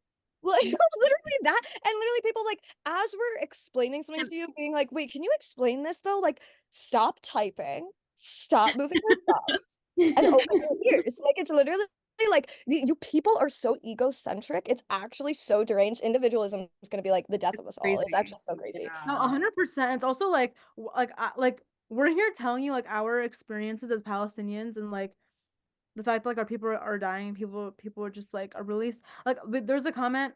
Okay, I know like we shouldn't revolve this around comments, but I think it's like interesting. Anyway, there was a comment that said that like okay, you're like you guys are all so privileged. Okay, like this goes back to like our whole entire portion of like this call as like yeah, we're Palestinians in diaspora. We live in America. We live in a first world country, but it's like, why do we live in America? What are our lives like as Palestinians in America, as Arab Americans in America, as Muslim Americans in America, as Palestinian Christians in America?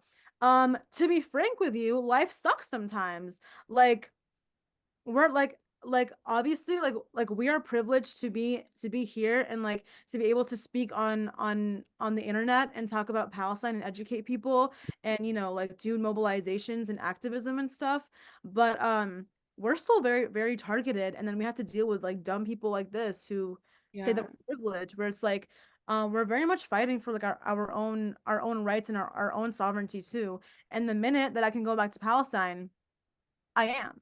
And you won't hear from us again. Like you want to get rid of us so bad, like Give us support our the land back. return. You will not hear from us. Literally, like I'm the gonna go people back in to the my country. comments, That. literally like if you don't like America so much, then leave. Bro, I'm Like, I happy that my country wish. was expelled. Yeah, like that's the whole point of this live. It's literally let us go back home. No, like It's if so you don't want me in crazy. America, Yeah. sign Exactly. that treaty. Yeah. Yeah. Can we Like talk that. about borders? Guys, that convo would go crazy. Go crazy. See, this is what being Palestinian diaspora looks like. We have fun by having conversations about why borders exist. And I'm gonna be honest, like Palestinians in Palestine definitely make fun of us for like sometimes because like Oh we're yeah. definitely we're privileged in the sense where like we can have these conversations and like not be affected by like the actual like firsthand experiences of living under occupation and living under like constant like warfare and such. Not warfare, more ethnic cleansing is a better word for it. Um, but I mean it's still like good discourse to have. I think like the ultimate goal for like peace in the Middle East is like no borders. But I But feel like that's also like a thing of like why like sort of like we have to have these like that's what resistance in the US looks like versus like resistance in Palestine. Like here, it looks like literally having conversations to explain to people what Palestine is and like what Palestinian history is and why we're fighting this fight. And so like that's also like sort of like the hard thing of just like the differences of like what that looks like. And then also just like the general uphill battle of like trying to educate people that are like inherently stupid, don't want to learn, broken, unlovable. Like it's just like there's no educating somebody like that. But yeah, let's talk about borders though. Oh, we're gonna Well, get when you into put it it. like that, like Wait, but wait, do we We're feel gonna like get there's like more important stuff to get into? Like, like Yeah, yeah. our diasporic experience. yeah. yeah. Okay. But I would love to do another live and talk about borders, because I feel like it's a Let's just do a conversation. whole one of Yes, theory. it's a conversation even like some Palestinians are like genuinely like not even ready for, and something they can't even understand. we But witnessed like a breakdown when shout out Mehdi. I know you're in this live. Mehdi is here. We love And you. We love you though. Our boy, we love you. Yeah, but Okay, yeah. So diasporic experience. yeah. What other questions do you have for us, Saha? I don't think I even wrote out any questions. I'm not even gonna Amira. I think it's mostly just sort of um like also like it's so weird to sort of, and we spoke about this a little bit before when we were talking about Selena Gomez, but like these people that are sort of like, you know, like uplift mental health, like mental illness is real. And it's like, no one here is saying that it isn't, but you can't say that while also not being an intersectional feminist. You can't say that without also being anti-imperialist. You can't also say that without being like an abolitionist, you know, because politics inherently causes trauma. Like imperialism and colonialism is mass scale trauma. And like it's so weird when people don't talk about that, especially like when we're like currently witnessing like a genocide of our own people, and like we have family over there, and like these people just sort of like it's just weird how that gets like left out of the equation, you know? I feel like, yeah. What are you doing with your hand? Looks like an American I'm Girl raising doll. my hand because I have a good point to say.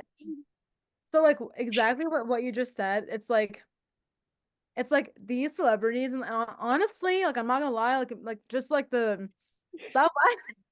My hand's like cupped. Okay, like just like the mainstream Westerner, I would assume, I would say, like they are just so like they're so neoliberal to the point where like it really is all just about like the facade and the mask of like the progressive politics. Like I'll stand by these theories of feminism and these theories of, you know, just, you know, racial equality and queer rights and all these sorts of things, but I'll stop, right? I'll draw the line when it has to do with anything beyond like white struggles, or like I'll stop when it has to do anything beyond like actually decolonizing what I've been taught and what I think in my brain, because it's just too complex for me.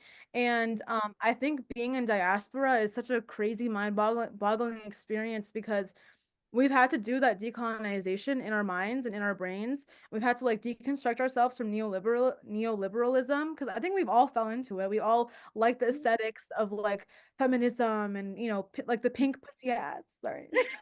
Like, no, Yes. I wanted one so bad when I was 14, but now I look at it, I'm like, that was dumb as hell. You know what I mean? Funny. But It's it's like like, yeah. Or wait, no, you finish? yeah, but it's like we've had to like deconstruct ourselves from that, and we actually like realized like the truth and like the foundation of these material issues all over the world, which like is like imperialism and westernization and intervention and all these sorts of things. And then we have to deal with people who don't see those things, and we have to like grovel on our hands and knees just to explain these things to them. And it's very hard because they just like can't really grasp Mhm. these things because it hasn't affected them personally, and that's just like really difficult. Mhm. Abla, do you have Lena had her hand up first, so go ahead, girl. And then I'll go after. Okay. Also, like to just kind of like carry off what Janine just said. Also, when you realize that like these influencers, these celebrities don't give a fuck about you, they don't care. All they care about is making more money. So sometimes like you'll see your favorite influencer, your favorite singer or celebrity say something that like may slightly align with like your morals, but in the end they're saying that because they want to appeal to you in a way so that they can continue selling their material to you. So like, oh, like some like my favorite influencer is like she's a feminist, she's like progressive, but it's only like under the umbrella of like white neoliberal feminism. And they say these things because, you know, oh, I'm gonna continue selling this product to you. So I really wanted to say that they don't care about you. All they care about is making more money. And so they might say things that like you might agree with, but at the end of the day, like you're still, you know, you're still buying their product and they're making money and you're not, you're broke. So yeah. Yeah, period. Um, Speaking of like people like Mia Bloom or like Jill Biden or Joe Biden, like these people I feel like just have like first world feminism as a tool in their belt to weaponize against like causes like the Palestinian cause, because I feel like there's a difference. There's like first world feminism, and then I learned about like first world feminism and third world feminism, where like it's like different ideologies of feminism that like that people subscribe to. And like obviously first world feminism is like the white liberal like feminist, like free the nipple shit like that, like pro abortion rights, pro like Me Too and all of this stuff, but that's about as like deep as it gets, like nothing deeper. They don't want to like, you know, talk about um how like gender is inherently like political, or like colonization is inherently like gendered and stuff like that. So when I like learned about all of this stuff, I kind of was just like I never felt like I subscribed to like the feminism that we see here in America. So it like made sense to me why now. And I just kind of realized like we don't like who like we just can't depend on like these white liberal feminists to like liberate us. Same thing with like people depending on like not depending but like I guess like looking up to like these different structures of power or whatever to liberate us. Like the only people that are going to liberate us is ourselves and like learning about these things and talking about them. So it's like yeah. Sorry if you hear my bird. I have a bird. I love Polly. The most shits. I have a bird. But also, I love that you brought that up of like, yeah, like white women in the US aren't gonna free us. And it's so important also to remember the history, and especially for the people in the comments that are like, women don't even have rights in Palestine. You know when else they said that? They said that women didn't have rights in Iraq to justify the Iraq war. They said the same thing about Afghanistan. It's that same like neoliberal talking points that are used so that weapons manufacturers can make more money, oil companies can make more money, and politicians can make more money because they're all profiting off of war.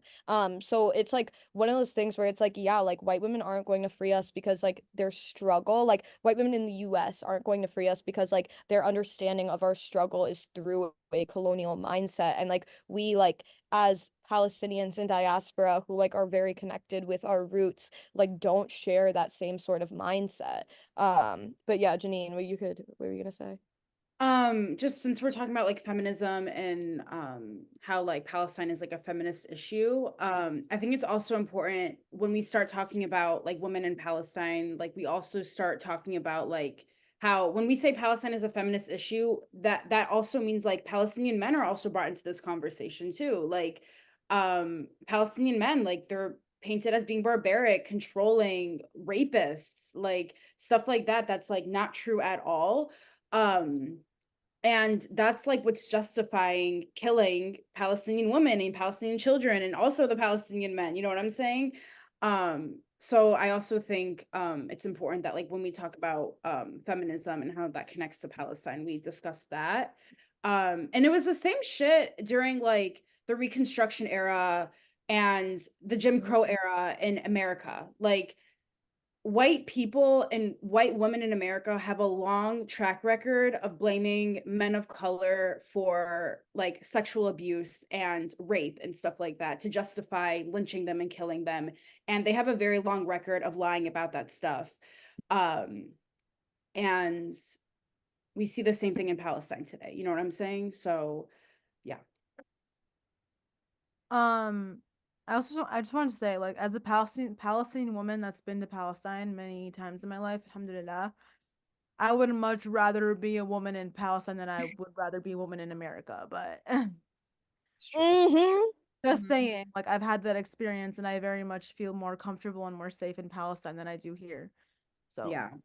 Someone said go back, please. Bro, let me let us support the right of They're so dumb. Support the right of return. One state solution, let her return home. That's what they said. Okay. Oh, I forgot what I was gonna say. Oh no, I don't. Wait. Oh yeah, I do. Okay, so like I hate how it's like weaponized against us that like Arab men don't care about women and feminism isn't like a real thing in the Middle East or whatever. But it's like, dude, white people don't care about women either. Like white men don't care about white women either. Like when like the Middle East and like North Africa was literally being colonized, the rhetoric was that like the women were being like abused by the men and controlled by the men, and so we need to like save them and shit. But then literally in Europe, like the same shit, if not worse, was happening, but like nobody cared. So it's not about feminism, it's just like another tool to like colonize us. Also, like, I don't know. Like, how are you gonna talk about like women's rights when like women couldn't even vote and like couldn't even get a job, couldn't go to school? I don't think people like realize that like like Palestinian men are actually like the most kind, loving men in the world. Like I don't feel in danger when I'm in Palestine. Yeah. Like I can't even say in English. I want to say in Arabic, but it's just like people are like so like mind boggled that I said that, but it's like, yeah, and not even just Palestinian men. I just feel like in general, like there's just such a good dynamic within our culture. But anyway, Mahdi said, "I'm a kind Palestinian man," right? MashaAllah. We have the Wow. perfect example in the chat. Shout out, the men that are in organizing spaces. Yeah.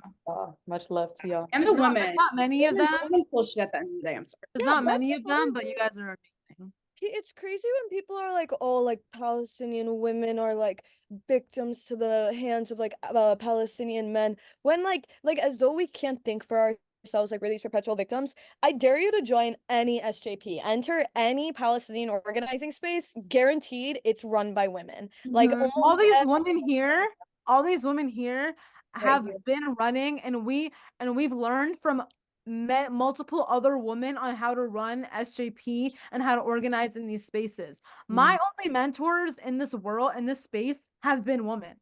No, the SJP was started by a woman. By a woman. Yeah.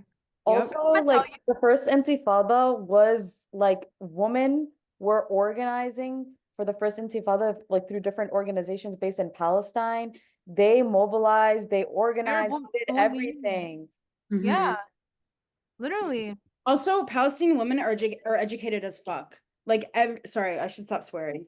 Because I only because I know we're gonna get shadow banned, but Palestinian women are so educated. All of us have such a drive to like go to school, get a degree, get a job. Like, I don't know where this whole thing of like our fathers and our brothers and our uncles like control us and don't let us do anything, but Yeah. And I also just want to shout out super quickly. We broke the $1,000 mark for eSIMs. So we still want to raise more money, keep donating, but that is huge because as we've been saying again, like in Gaza, they cut off access to like the internet and cellular service. So this is like giving people access to like talk to their families, which is like so incredibly important. So thank you for donating and keep your wallets open because we want more of that money. Okay. I also, since I'm a history major, I know like a lot of random facts. Fun fact, when like Arabs and Muslims were like inventing algebra and like science and like how to look at the moon and all that stuff, white people were literally eating each other in Europe because they didn't know how to farm. Like that's actually like a well-known fact. So anytime like they want to call us barbaric, and anytime they want to tell us that we're uncivilized and we can't govern ourselves and all that crazy ish, just remember white people used to eat each other because they were starving and they didn't know how to farm. Meanwhile, my ancestors invented how to farm. So yeah. So no way, bro. It's crazy because it's literally true. It True. is. Like, I'm sorry, but like while Europe had its dark ages, the MENA region was in its golden ages. But anyway. Yeah. Also, may I add one more thing? The European Renaissance or whatever, it was literally started by like the Arabs in like the like Swana region. Like we influenced their Renaissance era because they learned all this art and all this math from us. Like they didn't know anything. So they got science, math. I mean, yeah. I mean, this is becoming like into a yeah. Also, like the fact, like a lot of European countries claim that they're like the inheritors of like the Roman Empire, which like who cares who the inheritor is, but it was actually Arab and like Middle Eastern like scholars were translating Greek literature into Arabic. Like we inherit like we and we were also like under their rule. Yeah, anyway, sorry, that was like a ramble, but like yeah, this idea that like we're backwards or like more uncivilized than they are when we're literally like inheritors of the Roman Empire. Please, like get away from me, you know? Wait, somebody in the chat was like, these people definitely support the Ottoman Empire.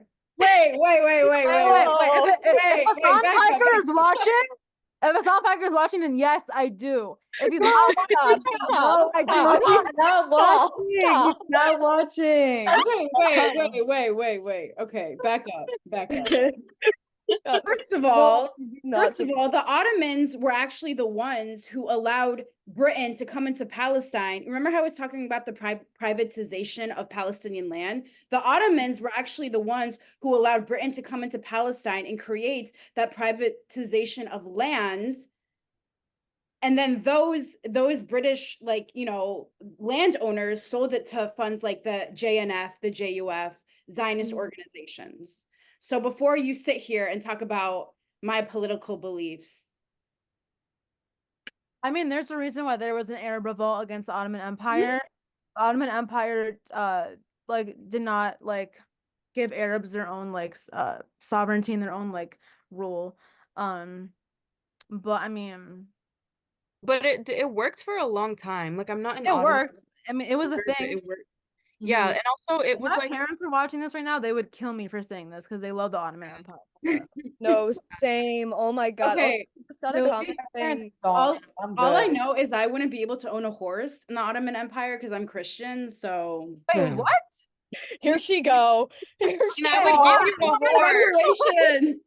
Wait, why can't you own a horse? Because you're Christian. It was like this rule where they wouldn't let us own horses, and it also wasn't really enforced. Like if you came from a high standing Christian clan, you would be able to own a horse, but they didn't let Christian people own horses and weaponry because they didn't want them to revolt against the state. But it wasn't. But it wasn't heavily enforced.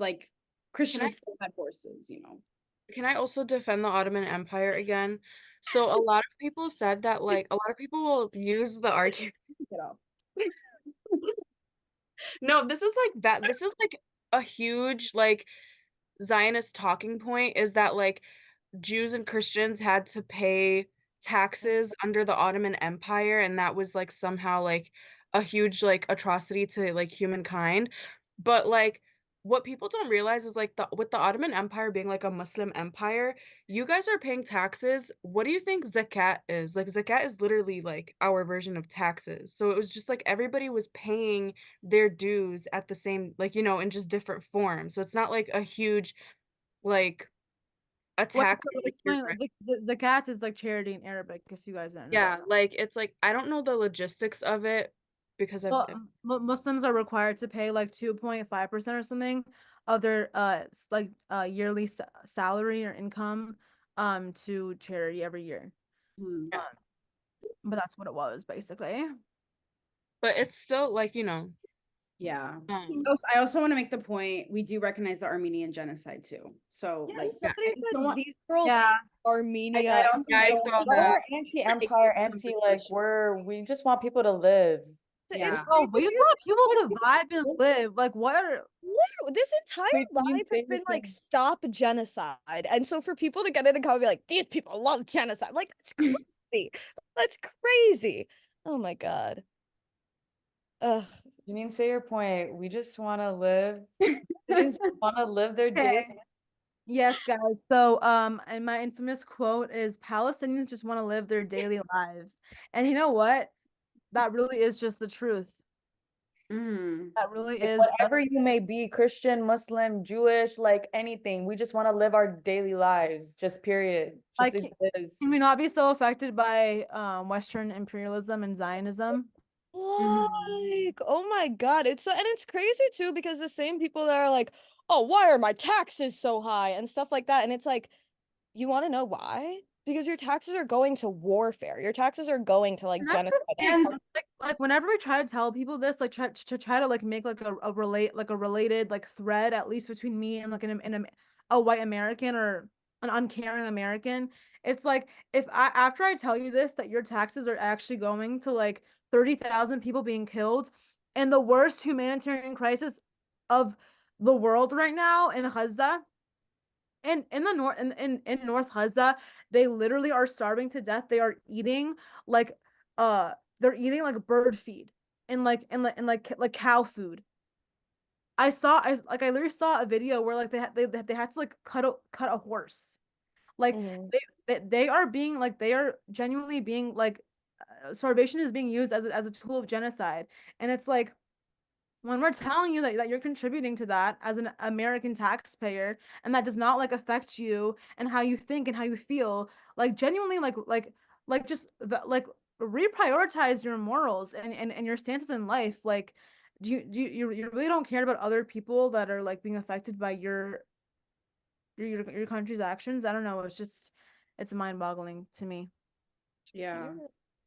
I also like kind of going off that, I want to make the point that like when America gives like billions of dollars to Israel and stuff like that, do you realize that like you get more like parking tickets and there's more speed cameras that put up and stuff like that? That's because they need to make up money for like taxes to like actually pay for like streets and like stuff we actually need here. You know what I'm saying? In schools and stuff like that. So like just remember that, but And like what more than just funding, like the bombs dropping on the heads of children and like men and women, which is like an atrocity in and of itself. Do you guys not realize that like Israelis get like free healthcare, like they get universal healthcare, free housing, free education. Like we are literally paying for their society to function, and like we have like a huge wage gap in America. We have like people can't even afford healthcare. People can't even like afford to go to school. Homelessness is like crazy. So it's like, I don't know, like does that not make you mad? And also, I kind of like tying it into like the diasporic experience again. It's like one of the crazy things growing up is like always understanding like our moral compass has always been led by like being Palestinian, and like understanding like all of the things that our people have faced. And so growing up around people that are so apathetic towards like things like this happening, not just in Palestine, but everywhere, like just not caring, has always been very like dystopian. I feel like we use that word a lot to describe the situation, but it's like honestly the only way to explain it. Like we Really have um okay, yeah, period. Yeah, that's basically what I was gonna say. Just to like quickly add on about like what Abla was saying, if you don't care about other people and what they're going through, and if you only care about yourself, and if you are a victim like to the system, and if you're paying a lot of money to go to university, or you're paying like really high taxes or whatnot, like care about that, care about where your money is going to, like, and if it's not like benefiting you, then join our cause. Period. And that's a great way. I feel like that's the keyword of this live has been literally just like empathy, like have empathy. The most like basic of feelings. But Like, yeah. wait, yeah, I'm sorry. I mean, like, can I just close off? Like, hundreds, like thousands of people are dying. This is like not even just like a situation of like war. It's a situation of like actually trying to kill off millions of people and trying to forcibly take land in a project of ethnic cleansing. So please, just like we gave you guys sources, we gave you guys things to read, things to watch, like please just like do what you can to educate yourself and like stop this from happening because it's terrible. For real. And we did some amazing work today. And you guys now know about direct actions, about Chicago Palestine Film Fest, about what it's like to be Palestinian diaspora. You've heard about what it's like growing up in Gaza. There's so many amazing things that we've covered today. So all of you should be leaving super educated, most educated people ever. And thank you. If anybody else wants to make closing remarks.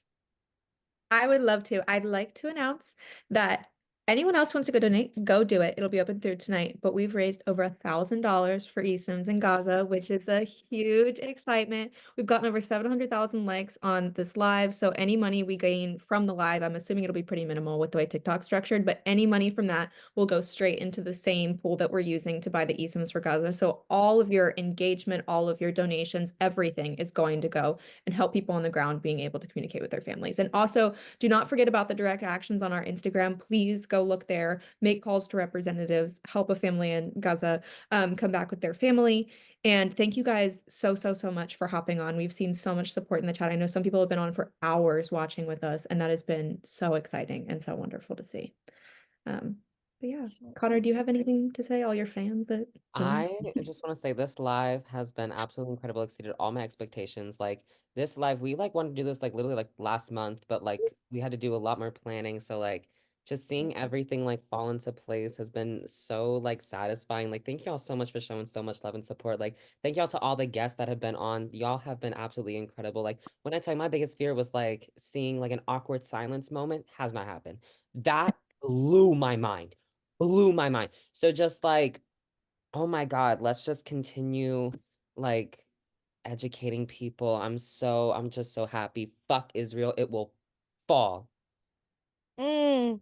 Shut That's up. on That that. part. And I also want to just give like a special shout out to Zoe and Connor and Sean, who Sean, I don't know if you can hear. I don't know if he walked away from his computer, but he has had his computer on for 12 hours streaming this onto Twitch, Also, YouTube. follow his Uh, Twitch. He's an yeah, follow amazing his Twitch Twitch. streamer. He's very kind, and also like Zoe and Connor, you guys put in so much work to like make this happen. It's been so amazing scripting videos with you This guys is and doing all Literally all Soha. because of you. All Don't because even of let her Soha. take none of the credit. This is her. I like Like, this. I like this bay. So thank you. And yeah, it's been really great, and I'm really grateful. And I'm so grateful to have ended it with my SJP hoes, my patties, my girls. This is really funny and kooky. And again, I actually don't know where Sean is, so we might not be able to end this live. I think if we leave, they'll just No, be. I have a way. If we want it to officially end, I have a way for it to officially end. Because I can just start like I could try to just start another live on the account. But So what like if about on YouTube? Would that just like stream his like computer screen? Yeah. oh shoot. Why don't the Sorry, Soha, but I guess that really means that we fuck could it? just go on. Yeah. Actually, yeah, no, they're trying to eat this up, actually. So maybe this is a fake goodbye, and we're actually staying here for a longer That was our goodbye until Sean might show up. Honestly, yeah. Should we just keep going? Like, I'm like so delirious at this point. It's so insane. I'm so dehydrated. I'm so hungry. I haven't drank since like 4 p.m. Guys, Like please go I drink some water. No, I want to stay. I want to stay because I'm also having a lot of fun and it's worth it. It feels like a really long slumber party. So I'm honestly down to stay and keep talking. Tracy K, no. You look ugly, girl. Like, don't even talk. Like, I don't even think you have a man, like, or a woman. Like, it's not even, we stand with, excuse me. Excuse me. I'm sitting. I'm Say? sitting. I'm sitting. Connor. None of us stand with Israel. Shut the fuck up. Period. Oh my God. That's Question, hilarious. how long have you been streaming? Since 12 p.m. Eastern Standard Time. This is exactly 12 hours and 6 minutes for us, and we were on before that. So, You guys remember One Direction's One D-Day? That was a 7-hour live stream. This is that, but like on crack and for a better cause. Yes. Very That was sad. also a great cause. That was actually for my like 12 Well, year Harry old. Styles is kind of questionable now, so Yes, That but man is at a the guy. time- at Fun the fact. What's it called? My dad took me to my first One Direction concert. So if anyone want to say anything about Palestinian men, my dad took me to a One Direction concert when I was 12. Okay. My dad is Right. a human being. Okay. And you know, he even drove me to Kentucky because I was gonna be in California when they were in Chicago. So Right. but I remember when I was when we were waiting for them to like perform, I asked him, I was like Baba, like, do you like One Direction? And he was just like, no, I hate the British because they created Israel. Like he was so real for that. Marvin was so real for that. Marvin is so real.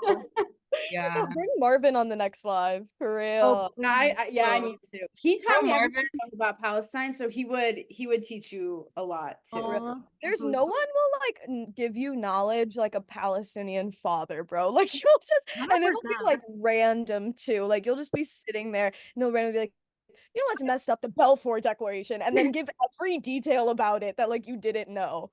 Oh, I love that. 100%. Our fathers. 'Cause what else is there? I feel like while we're here, we could maybe talk about like highlights, like favorite parts of the day. Oh my God, Code Pink was like was my like I genuinely sat and I listened and I watched that whole thing. Code Pink was I really was good. like genuinely eating up everything. Nadia? What? Noor. Oh, Noor Noor was was saying. here. Yeah. Oh, yeah. Noor, we love Dude, she has her. also a pink keffiyeh that's Yeah. so cute. Oh, it's so cute. Yeah. She got that from, I think she got that from like El Khalil. Yeah, she got it from Hi, the sweetie. Bowie factory. Oh, that's Janine, I learned today that when my grandpa was displaced from like El Ramle, he stayed in El Khalil for a few. I know your sister told me. Yeah. So I tried to My see if we were grandpa was cousins. displaced twice by Israel. Yeah. Israel. And that actually happened to a lot of people in like the north of Palestine. Yeah. So a lot of people have like are not from like where they're from right now originally. Just some stuff. Like how it's like 70% of people in Gaza were displaced. Yeah. Yeah, like I don't think husbands people today are realize- not actually from Gaza. I don't think, I might be wrong, but I don't think people realized that it was like more, everybody was just spread out. We weren't as like congested as we are now. So I think consensus is that even if we're streaming on other platforms, we're gonna try to end it on as many as we can. If we ended the Zoom, what would happen? That's what I was saying. Like, what happens then? But I don't want. I just don't want like. I Invite just. like a blank page because he's using like a streaming, like a third party streaming platform, so it might show like a blank page. Because I'm sure if we ended the Zoom, it'd be fine. Yeah, because it's just like it's linked through like a link, right? So I don't think it would If show something anything. pops up that shouldn't, we'll just like call the fuck out of him. We'll I we'll think leak his so. number so everyone Bro, could like be like, what if "Shot we end the live." Crazy text or something. Like that'd be so messed up, and it's like still streaming. Wait, yeah, I don't know. Okay, let's end the Zoom. What if we ended the Zoom? Let's just see what happens, honestly. Okay. Thank you all for Alrighty. joining. Okay. Thank you all so Thanks much for for having us. joining. This was Amazing. amazing. Thank you guys so much. It's amazing.